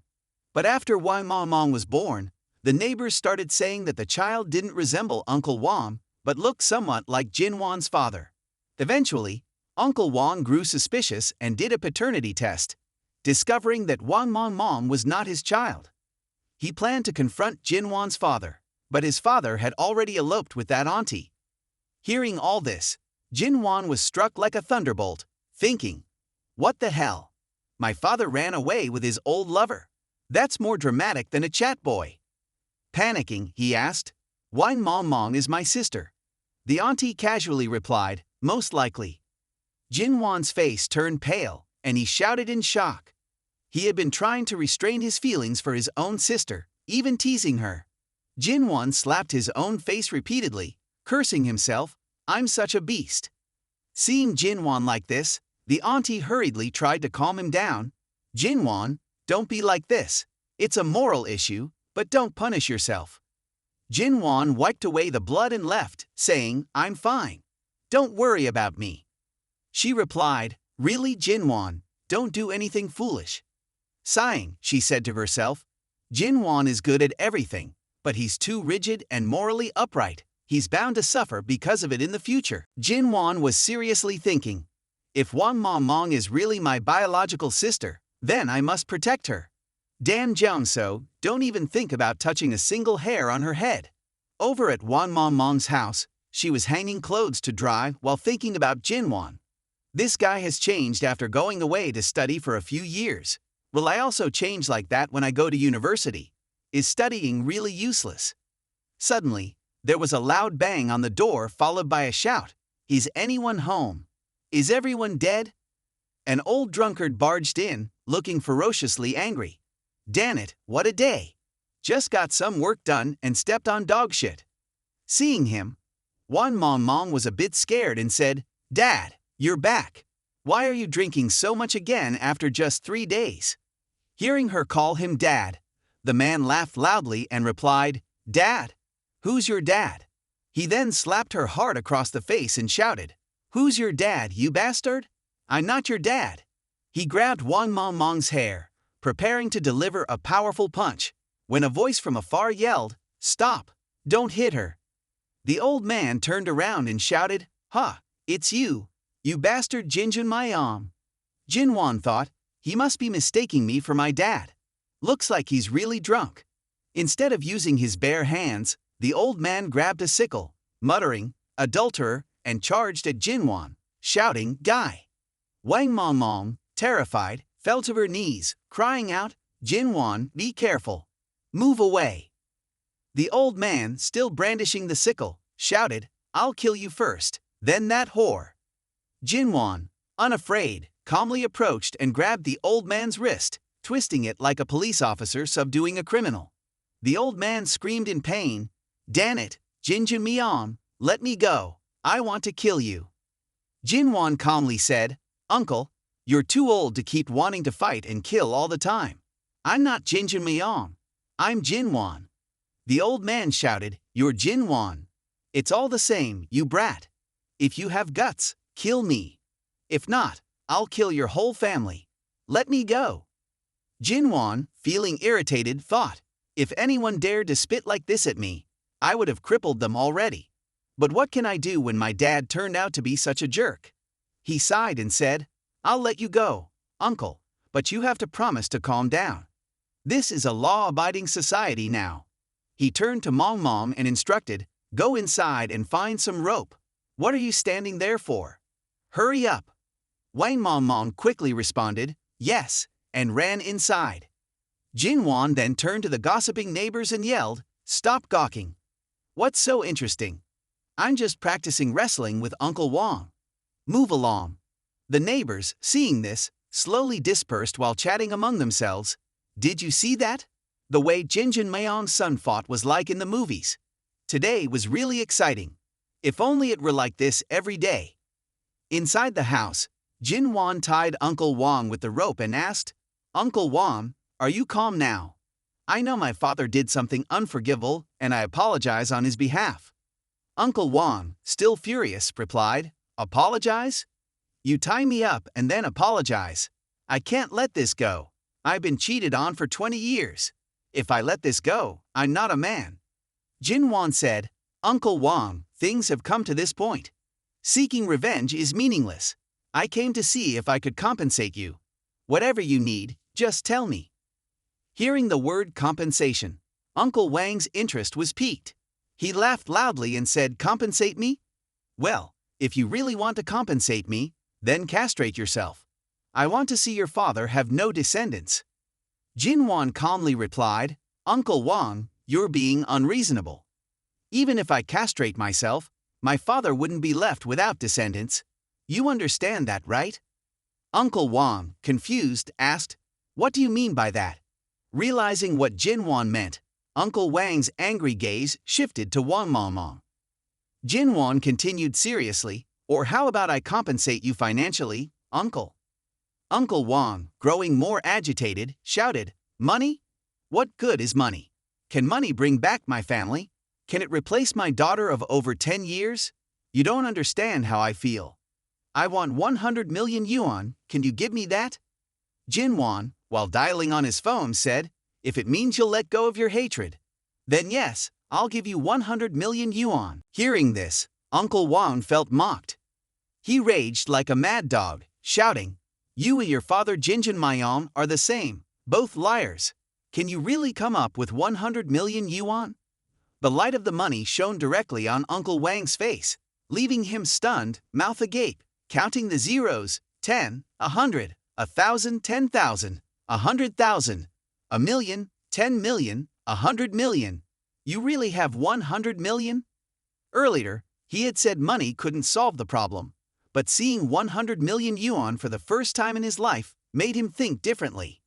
If he really had 100 million yuan, he could start a completely new life, marry a young, beautiful wife, have a child, and live a wealthy life. Dying along with Jinjin Mayong's family didn't seem wise anymore. He still had his youth and potential. Uncle Wang asked seriously, "Are you really giving me 100 million as compensation?" Jinwan, sensing the tension easing, smiled and pointed to his phone, saying, "Of course, I'll transfer 100 million to Wang Mong's account. Even though you're not her biological father, you deserve gratitude for raising her. I'll give you 10,000 in the first month and divide the rest over 10 years. What do you think?" Uncle Wang, a bit confused, asked, "10 years? Why not give it all at once?" Jinwan explained, "Because I'm worried you might go back on your word and seek revenge against my father. Spreading it over 10 years ensures you won't." Jinwan thought to himself, "I hope this 100 million can ease his pain. This money will only reach him through Wang Mong." Witnessing the entire exchange, Wang Mong was bewildered, thinking, "I'm not my father's biological daughter? I'm the daughter of Uncle Jinjin Mayong, and Jinwan is my brother." Her eyes sparkled as she looked at Jinwan, wondering how he could have so much money and feeling grateful that he didn't hesitate to protect her. At this moment, a system notification rang out, announcing that Wang Mong's favorability had increased by 30 points. Jinwan looked at the system panel and happily thought, "Wang Mong's favorability seems different from others. It feels like familial trust." After a while, the notification sound of a successful transfer rang out. The 100 million had been transferred to Wang Mong's account to be shared with Uncle Wang. Jinwan patted Uncle Wang on the shoulder and said, "Uncle Wang, the money has been transferred. I'll untie you now. Let's stop comparing our strength. Our martial arts exchange is enough. Wan Mon Mon ran over and coyly asked her brother, Jin Wan, can I stay at your place tonight? I'm a bit scared. For the first time, Jin Wan felt the responsibility of having a little sister to take care of. He patted her head and smiled, of course. The scene then shifted to another place. A beautiful and sweet secretary held a stack of documents and said, Liso, I found the information on that guy. This Jin Wan, his real name is Jin Wan. He's 21 years old, born in Chiamen City, Hubei Province. His family background is farming. On the surface, his background seems very ordinary, too ordinary, in fact. Hearing this, Liso pondered, feeling that Jin Wan couldn't be as simple as he seemed. The information might have been altered, which would imply a significant background. Liso asked, Is there anything else? The secretary continued, I was suspicious of his background. So I dug deeper and found a health report of Jin Wan's mother from 25 years ago. It was a gynecological exam where she was diagnosed as infertile. This means Jin Wan is not her biological son. Meanwhile, Jin Wan and Wan Mom Mom were happily heading home. You cook, and I'll wash the dishes. This scenario is really unbelievable, Jin Wan thought, considering how life had turned after giving him a substantial sum of money, only to throw some challenges his way. Liso, after hearing the secretary's report, smiled and said, So, your investigation shows that Jin Wan is not the biological son of his parents, right? As Liso moved closer, the secretary, unsure of his intentions, hesitantly answered, Yes, that's correct. Expecting some reward, she was instead met with a resounding slap that sent her sprawling to the ground. Liso angrily shouted, You useless thing. After all the effort, all you found out is that Jin Wan has no blood relation with two farmers. Is this the information I needed? The beautiful secretary sat on the ground in shock, unable to comprehend what had just happened. Liso ground his teeth and said, I'll give you 3 days to investigate. What I want is the source of Jin Wan's money, the power backing him, and his true background, not some baseless conjectures about his family relations. This is the key, understand? The beautiful secretary, panicked, replied, I understand, Liso. This time, I'll approach him personally. He grabbed her chin forcefully and threatened, You'd better. You need to know that you are just a dog raised by my family. But that's not the only reason I'm disappointed. If you fail again, you won't have any value left. Now, get out. Keep in touch, and if you mess up again, it won't just be a slap. The secretary's face darkened as she left. It seemed Liso had a tendency for violence, especially towards women. However, if the secretary were to get close to Jin Wan, well, everyone could guess what might happen. The scene shifted to Jin Wan's house, where the lights were on, and the sound of running water from the bathroom could be heard, accompanied by some humming. Since Wan Mom Mom hadn't brought any clothes with her, Jin Wan was rummaging through his mother's clothes to find something for her to wear. He said, Mom Mom, I found some clean and pretty clothes of my mother's. I'll leave them outside the door for you. Wan Mong Mong responded, Ah, thank you, Jin Wan. Mom Mong pondered her family situation. Her mother didn't want her. Her father wasn't her biological father. Why did this happen to her? But in this misfortune, there was a silver lining. She still had her brother. Yet, where did Jin Wan get all that money? Wasn't his family just selling fruits? He wouldn't do anything illegal, would he? With a serious and determined look, Mom Mong thought, now that I'm an adult, Jin Wan has been so good to me. If he ever strays down an illegal path, I must pull him back. But why does the steam cover all the important spots? Haha. Outside, Jin Wan sat in deep thought about his father, feeling frustrated and upset.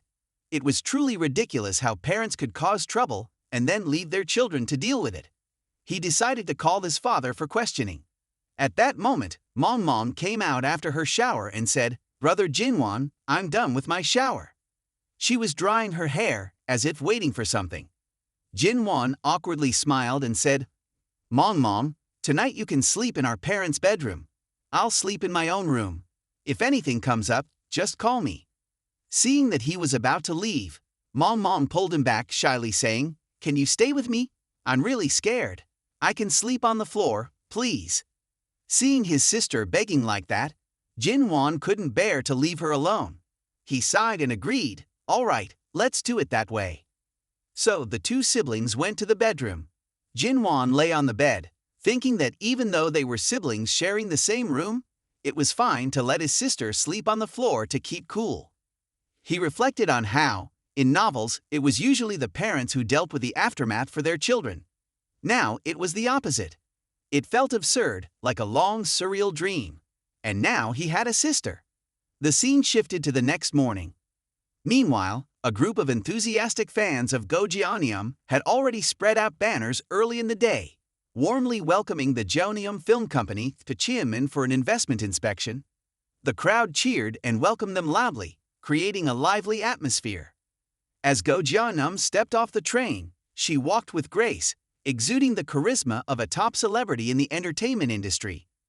Beside her were three tall, clean, and well-groomed bodyguards.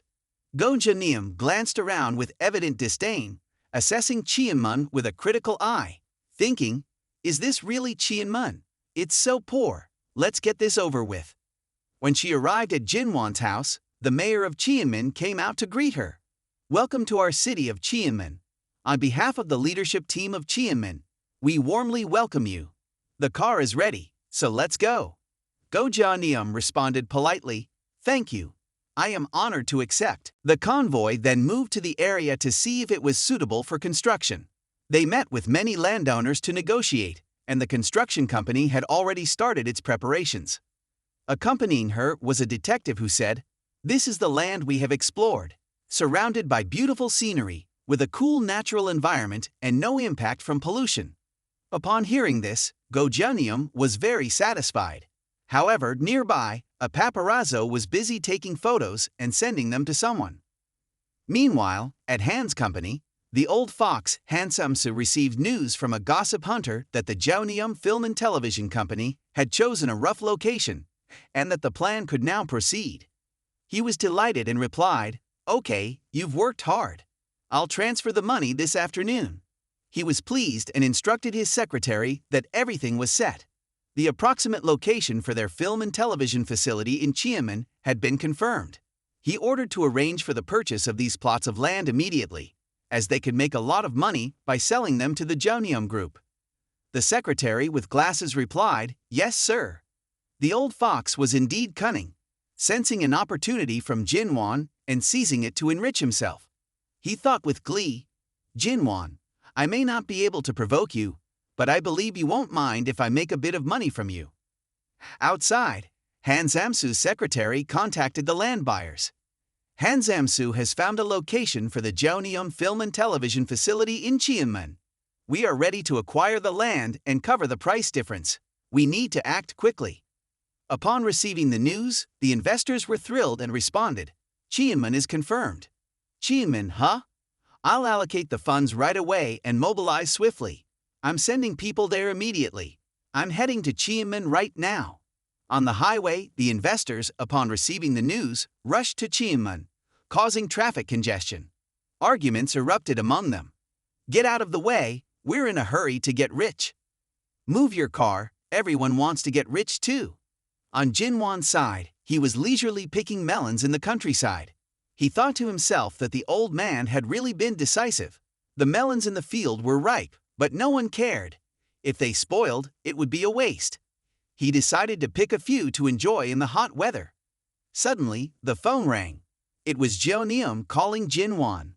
"I'm really stupid. I've caused trouble again. I don't know who leaked the information about the film and television facility location. Now the land prices in Cheonmin have skyrocketed. Oh no." Jinwan smiled upon hearing this. He thought it was quite amusing, but also liked it. Instead of reprimanding Jeonium, Jinwan laughed and said, "The land prices have increased? That's actually good news. Does it mean the costs will be higher?" Jeonium, a bit confused, replied, "Is this good news? What are you saying, Jinwan? What's good about it?" Jinwan, trying to hide his joy, responded, "Jeonium, you must have misunderstood. I said this is an easy problem to solve. I can transfer more money to you." He thought to himself, "Haha, another chance to spend money." Sure enough, the system notification chimed in. Do you want to continue transferring money to the account of Jonium Film and Television Group? Yes or no? The transfer cannot be completed because the beneficiary of this company is a third party and cannot be transferred to others. Jinwon was a bit puzzled. He wondered why the transfer wasn't going through. He was very dissatisfied with the system. Could it be that the legal entity of the company was Jonium, but the system was identifying him as the beneficiary? He decided to switch to transferring money directly to Jonium herself. But once again, the system prompted, "Do you want to continue transferring money to Jonium's personal account? Yes or no?" The transfer cannot be completed. The donor's behavior is suspected of money laundering. Jinwon was astonished. This system is really something. Money laundering, what nonsense.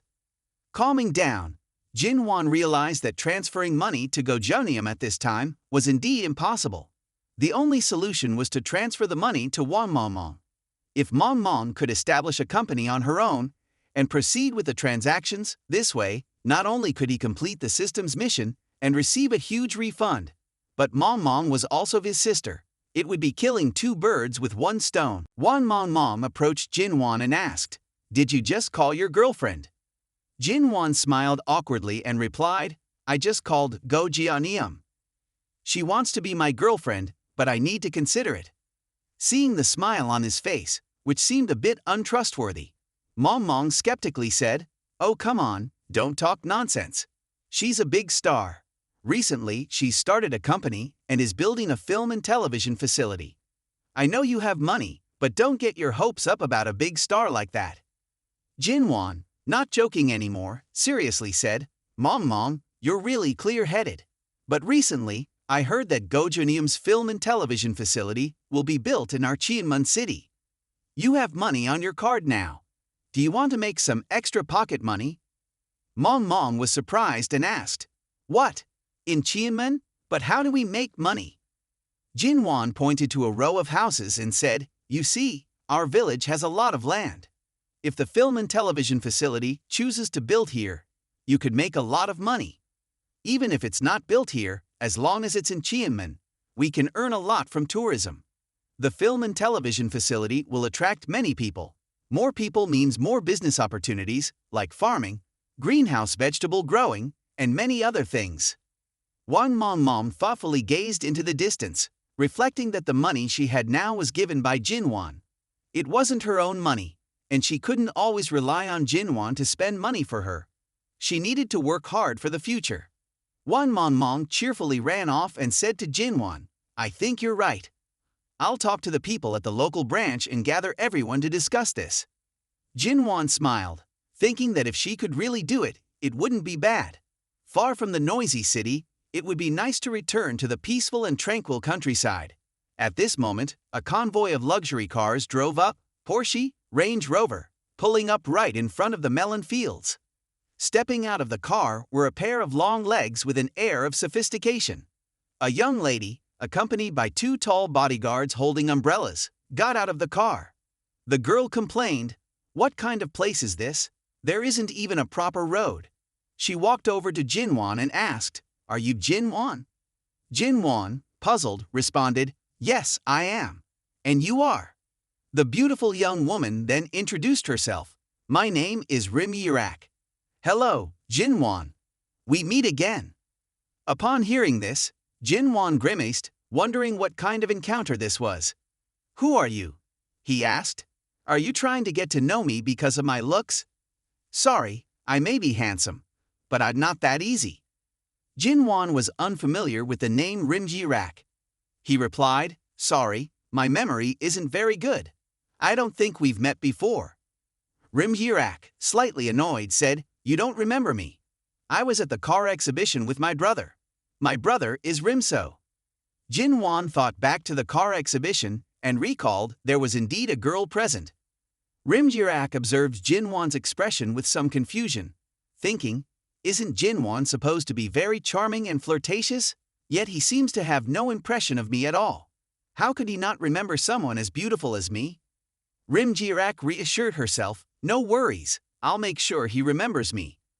Jinwon asked, "All right, Ms. Rim Yirak, what brings you here?"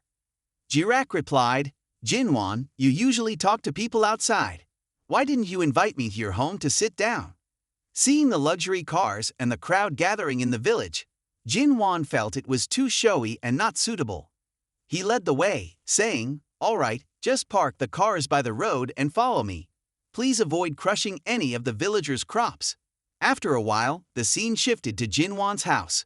To ensure privacy for the conversation, the bodyguards had lined up and stood guard at the gate, making sure not even a fly could get through. Inside, Jinwan said, all right, speak your mind. Rimjirak didn't beat around the bush. She said, Jinwan, you're cutting chives, right? Jinwan was taken aback, not understanding what was happening. Before he could react, Jirak continued, stop pretending. You can deceive others, but you can't fool me. First, you announced a massive 10 billion investment in the film and television facility. But then you handed over this business plan to a startup company. And Go Janiam is just an actress who knows nothing about business management. Her company consists of only professionals in sewing. Now this news has leaked, and everyone is flocking to Chiamen to invest in real estate. Some are even willing to mortgage their assets in Hansong to buy land. She pointed at Jinwan and said loudly, is this your plan? You will quickly acquire a lot of their assets. It's truly impressive. Jinwan listened to the young lady's theory with a bit of admiration, feeling a bit embarrassed and thinking, wow, am I really that impressive? My calculations didn't seem to go this far. I can't let this be exposed. He pretended to be nonchalant, saying, so what? How does it concern you? Rimjirak looked at him with some concern, thinking that it was remarkable how the man could stay so calm despite having his scheme exposed. She understood why her brother was so stubborn. Realizing Jinwan's intentions, she decided to abandon her own plans. This person could only be an ally, not an enemy. Rimjirak spoke up. I came here mainly on behalf of my family to discuss a partnership with Jinwan. Suddenly, a loud voice from outside interrupted their conversation. It was Wang Mongmong, who was being blocked by the bodyguards. Hey, what are you doing? This is my house. Let me in, she demanded. What's the matter with you? Why are you being unreasonable? One of the bodyguards shouted back. Where did this kid come from? Get out of the way. Seeing that she was being stubborn, the guard grabbed Mongmong by the wrist and said, the young lady inside is having a business discussion. Sorry, you can't enter. Wang Mongmong felt some pain and tears well up in her eyes as she struggled. Jinwan was extremely angry upon seeing this. He stormed out and shouted, what are you doing? That's my sister, let her go. The bodyguard signaled to Rimjirak, asking if they should release her. Receiving the signal, Jirak thought it was interesting how Jinwan stayed calm yet was enraged over this sister of his. She decided to test Jinwan's breaking point, so she remained silent and turned her gaze elsewhere. Seeing that the guard hadn't let go, Jinwan said furiously, let me show you what it means to broaden your horizons. Jinwan then flexed his muscles, braced himself, and with a burst of speed, charged forward. He slammed one hand into the guard's face and sent him flying about 10 meters away. That's for touching my sister. Witnessing Jinwan's strength, Rimjirak and the bodyguards were astonished. Rimjirak was somewhat frightened, thinking, is this a joke? He managed to knock away the bodyguard with just one blow. My bodyguards are all retired special forces. As Jinwan was reassuring his sister, Jirak was somewhat amazed, thinking, isn't it usually the case that the richer people are, the weaker they are? How come my brother, a pampered young master, sweats climbing 2 floors, yet this Jinwan looks like a martial artist? Rimjirak looked at Jinwan with admiration, unable to contain her joy. This is a real man, exactly the type I've been waiting for. Totally my type, pa. The system notification popped up. Ryongyeo Priongyup target name. Ryongyeo Priongyup Rimjirak. Ryongyeo Priongyopage. Ryongyeo Priongyup 18. Ryongyeo Priongyup fate. Ryongyeo Priongyup 162 centimeters. Ryongyeo Priongyup weight. Ryongyeo Priongyup 46 kilograms. Ryongyeo Priongyup appearance. Ryongyeo Priongyup 9 out of 10. Ryongyeo Priongyup impression of the protagonist. Ryong Yup Pryong Yup no score. Ryong Yup Pryong Yup after establishing a relationship, if the girl's favorability towards the protagonist exceeds 95 points, a successful counterattack will occur. Ryong Yup Prayong Yup. Ryong Yup Pryong Yup reward. Ryong Yup Prayong Yup plus 30 points. Enhancement in painting. Jinwon, still fuming, said, "Is this your way of cooperating, bullying my family?" Mong asked Jinwon, "Who are these people?" Jinwon replied sarcastically, "Oh, she's Rim Yirak, here to discuss business with me, but she seems to have very low qualities." Hearing this, Rim Yirak was a bit angry, but still managed to control herself and did not retort. Mong looked at Jirak with admiration and said, "Wow, she even looks younger than me. She's actually started her business. She's truly impressive and talented." Jirak felt a bit embarrassed. Apologizing directly was unusual for someone of her high-born status. She was accustomed to receiving apologies from others rather than giving them. Embarrassed, she said, "All right, it was my fault. These bodyguards were sent by my brother to protect me. They've been disobedient from the start. Are you two satisfied now?" Seeing Jirak's high-born demeanor, Jinwon was infuriated and said, "Satisfaction is not up for discussion. There will be no further negotiations. Everything ends here." Mong, seeing this, turned to Jinwon and scolded him. "Why are you being so harsh? She has already apologized and you're scaring my little sister." She then turned to Jirak with a warm smile and introduced herself. "Hello, I'm Wan Mong." Jirak, feeling flustered, responded, "Hello, I'm Rim Yirak." The two of them quickly became friendly, chatting as if they had known each other for a long time. Jirak noticed that Jinwon's little sister looked quite young and guessed that they might be around the same age. Jirak then asked, Mom, how old are you this year?" Mong replied, "Oh, I'm 18 this year. What about you?" Jirak cheerfully responded, "I'm also 18. "What a coincidence. When is your birthday?" Jirak asked. Mong answered, "Oh, it's June 29. Jirak exclaimed, "Wow, mine is also June 29. What a coincidence." The two of them continued chatting happily, as if they had known each other for a long time, while ignoring Jinwon. Jinwon, standing outside, felt neglected and thought, "Has she forgotten about her older brother? Am I just a bystander, being ignored and treated poorly by my little sister? This is too much." Feeling dejected, Jinwon said, "You two seem to be quite close. Haven't you known each other for a long time?" The two girls continued to chat and laugh, leaving Jinwon to feel abandoned. As they were chatting, Rim Yirak was telling Mong about Jinwon's activities in the city, revealing that, actually, he is. Upon hearing this, Mong immediately responded with joy, saying, Oh, you're really amazing." Mong then ran over to Jinwon, calling out to him, "It turns out you're so outstanding. If Rim Yirak hadn't told me, I wouldn't have known." Jinwon replied, "Your brother is a real treasure. I still haven't discovered the system." The system then notified. Wang Mong's affection increased by 10. Current affection level, 35. Mong looked at Jinwon with even more admiration and praised him a few times. Jinwon, flattered, puffed up with pride. "You really are so self-absorbed."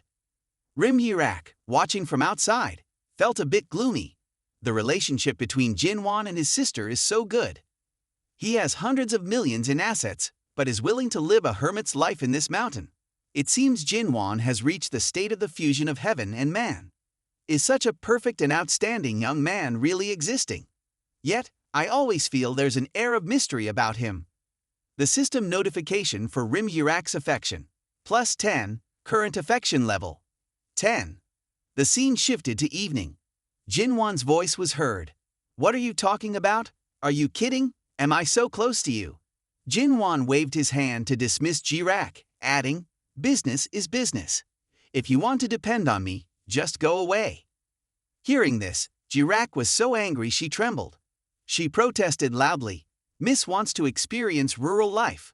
Is that not allowed? It's not easy to get out for a few days. Your house doesn't have many people, so why not?" Jinwan remained unmoved and firmly responded, "It's still not allowed. Go away." Before he could finish, his sister Mong ran over and grabbed his shirt, saying, "Oh brother, Rak wants to stay for a few days. Can't you accommodate that? I'll go help her clean the room and then go out." Jinwan looked at Mong.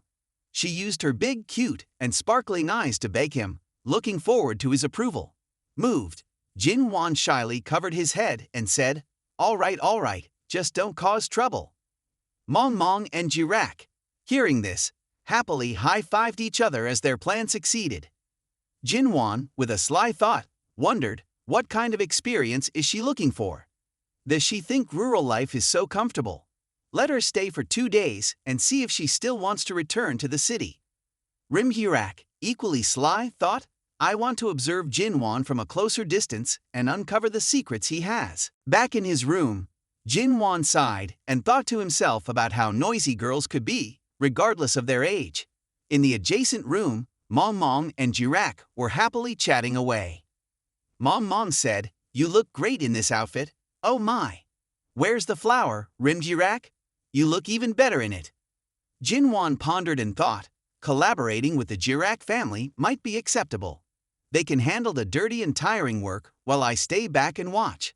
But sending this girl over shows how much they trust me. Doesn't Rimso worry that I might do something to his sister? Forget it, no point in thinking further. Anyway, I have nothing to lose, just sleep. However, how could he sleep with 2 girls talking loudly and cheerfully? In the morning, the loud noises forced Jinwan to wake up early. Since he hadn't slept well the night before, he was extremely irritable and felt like he might have an upset stomach. Jinwan angrily shouted, "What is this noise so early in the morning? Can't you let others sleep?" He stormed out of his room and saw that Rimhirak had been up for quite a while. She turned around and said, "Oh, Jinwan, you're up already. I prepared breakfast for you." The scene before Jinwan was a bit overwhelming. He yelled, "Rimhirak, what are you doing? I let you stay here, and now you're messing up my house." Rimhirak stubbornly replied, "What do you mean by messing up? This is called transforming and optimizing. Since Miss will be staying here for a few days, it should be comfortable. The old bathroom was too primitive, so I spent money to buy an imported one and completely renovated it." Jinwan was shocked and appalled by what he saw. Jirak then took him on a tour, happily explaining, "And your pigsty was made of clover. It was completely inhumane to the animals." Jinwan, still in shock, was left speechless when he saw how well the pigs were now living compared to people. Jirak continued, "I've also bought a bathtub and premium SRs for them. Everything is perfect now." Jinwan remained stunned and thought to himself, "People with money always have their quirks.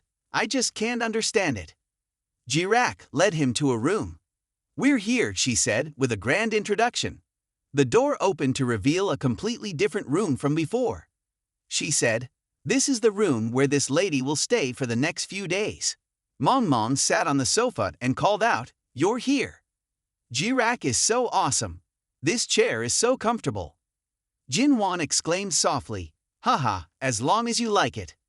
Jirak excitedly added, "All the materials are top grade and contain no harmful substances, so there's no worry about them being bad for your health. Next, I plan to install a floor heating system and satellite phones for the entire house, among many other things." Jinwan thought wearily, as expected of the young lady, everything from eating, dressing, and living has to be meticulously cared for. When my parents come home someday, they probably won't recognize this place. This isn't just coming home to rest anymore, it's becoming a nanny. Watching the 2 of them joyfully celebrating, he remarked, "Look, Rakrak is very capable, isn't she?" "Yes, very capable, they chorused. In just one night, the traditional rural house had transformed into a fully equipped modern home. Jinwan seemed to be in shock, standing there, speechless. Outside, a bodyguard stands watch. He made a phone call to report, "Sir Rimso, the plan has been very successful. The young lady has successfully infiltrated, and Jinwan is very interested in cooperation." On the other side, the eldest son, Rimso, replied, "Of course he's interested. You keep protecting the young lady and stay in touch with me at all times." Suddenly, a woman's voice beside him asked, "How is it? Is everything going smoothly?" Rimso, holding a glass of wine, answered, "Naturally, it's going smoothly. I've heard that Jinwan is a flirt. Sending my sister there, of course, he's interested."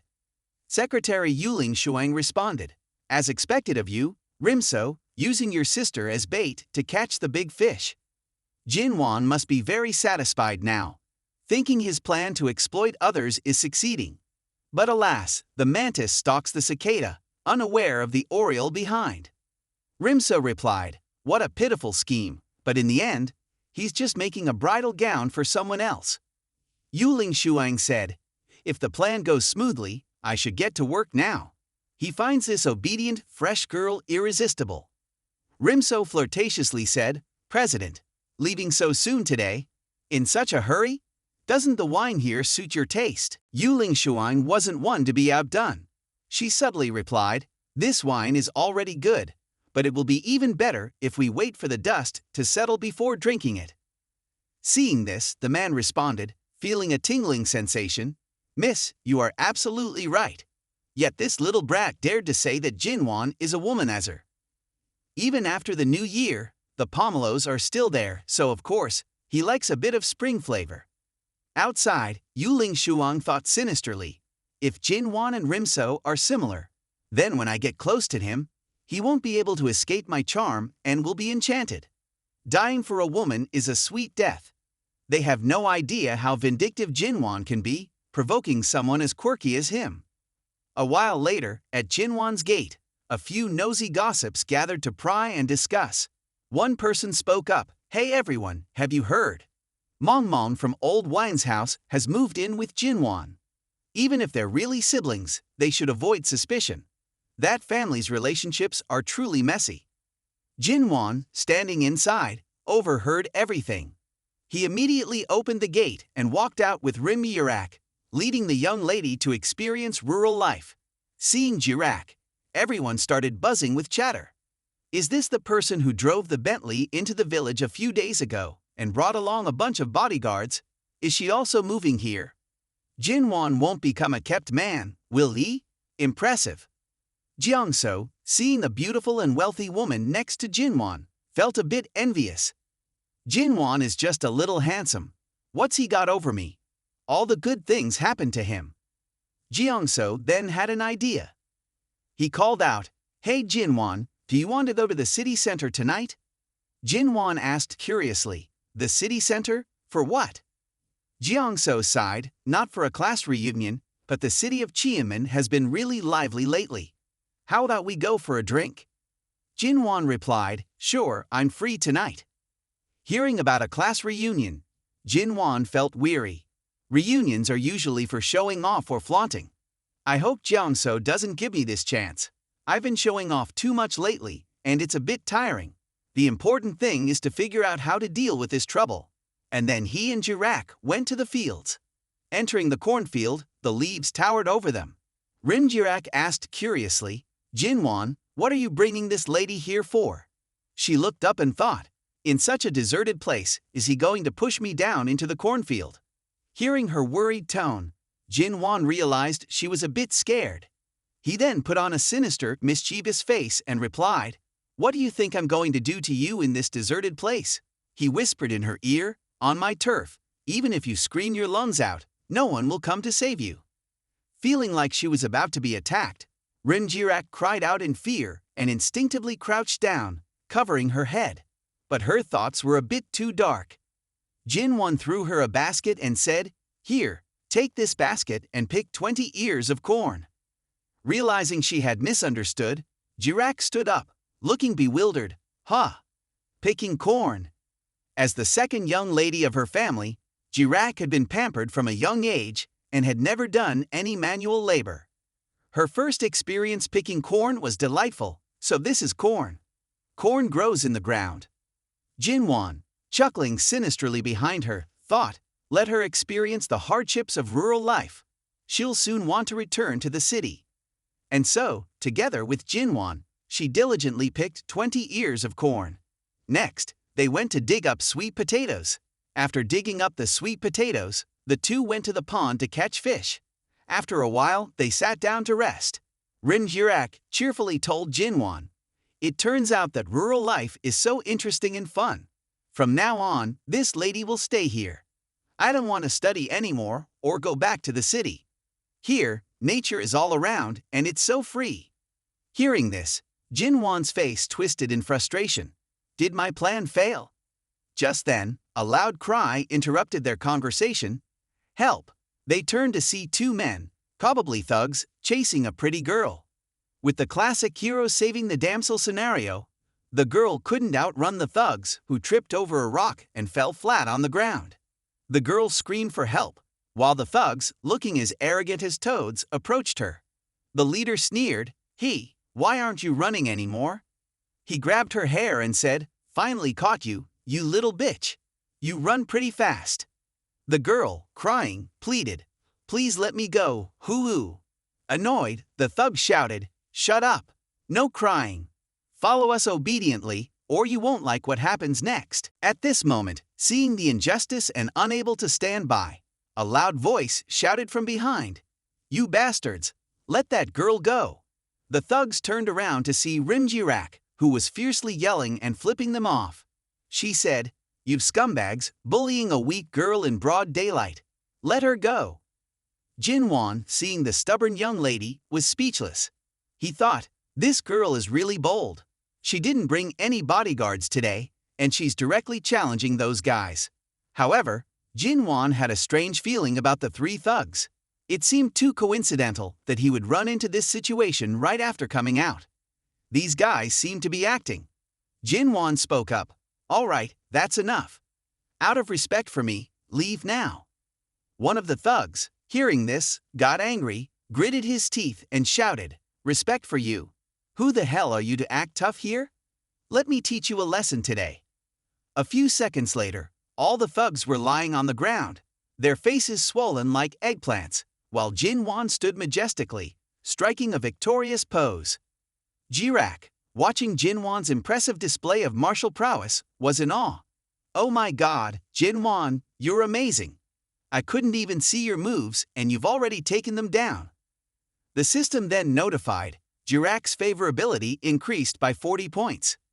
Jinwan walked over to the pretty girl and gently asked, "Are you all right?"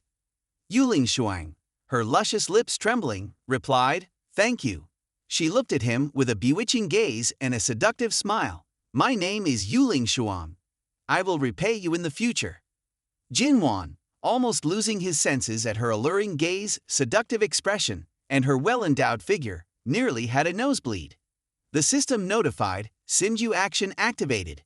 Name, Yuling Shuang, age, 23, height, 168 centimeters, weight, 48 kilograms, beauty score, 9.3. Her favorability towards the host, minus 80 points. Counterattack completed. Reward, 50 points. Skill enhancement rewards, disguise and stealth, business management, mastery in combat, technology proficiency, tea ceremony art, cooking mastery, red wine mastery, stock trading, piano mastery, proficiency in multiple languages. Jinwan looked at the system screen in shock. Who was this girl with such exceptional skills? He thought to himself, but an affection score of minus 80? That's unprecedented. Did I kill her mother or something? Even Jinbing Seol didn't hate me this much initially. The gratitude and tears couldn't fool him. Something was definitely off with this girl. He needed to keep a close eye on her. He had thought himself a hero, but it seemed like he wasn't blinded by her charm. Rimjirak stepped forward to check on the girl. "Sister, are you okay? Why were they chasing you?" Yuling Shuang, looking distressed, replied, "I owe them a lot of money. I grew up in a single-parent family. My father went to prison, and my mother had a terminal illness that was very difficult to treat. This only worsened our already unstable family situation. As an only child, even though I am a girl, I borrowed money from loan sharks to treat my mother. But my mother still passed away, and I couldn't repay the debt." Yuling Shuang's face turned somber, and she sighed. "They wanted me to sell myself to repay the money. I tried to escape." Hearing Yuling Shuang's tragic story, Rimjirak burst into tears. Hoo, sister, that's so awful. How much do you owe? I'll help you repay it. I'm the second daughter of a famous family. Yuling Shuang replied, Thank you, little sister. I can earn the money myself. I just need some time. Rimjirak cried even louder. Hoo, sister, you're so resilient, like a flower blooming in the mud. Jinwan, standing to the side, sighed. He looked at Jirak, thinking, this old storyline is too outdated. Only someone with Jirak's simple mind would believe it. I wonder what this girl's real intentions are, but keeping her around might spice up my boring life and help uncover who is behind her. Jinwan picked up the basket of corn and said, All right, Rimjirak, take her home, clean her up, and get her some new clothes. Rimjirak responded, Right, her clothes are all dirty. She needs a bath and a change of clothes. Jinwan added, I'm talking about you too. You look like a minor right now, not a young lady. He turned to Yuling Shuang and said, If you're interested, I have a company. You can come work for me.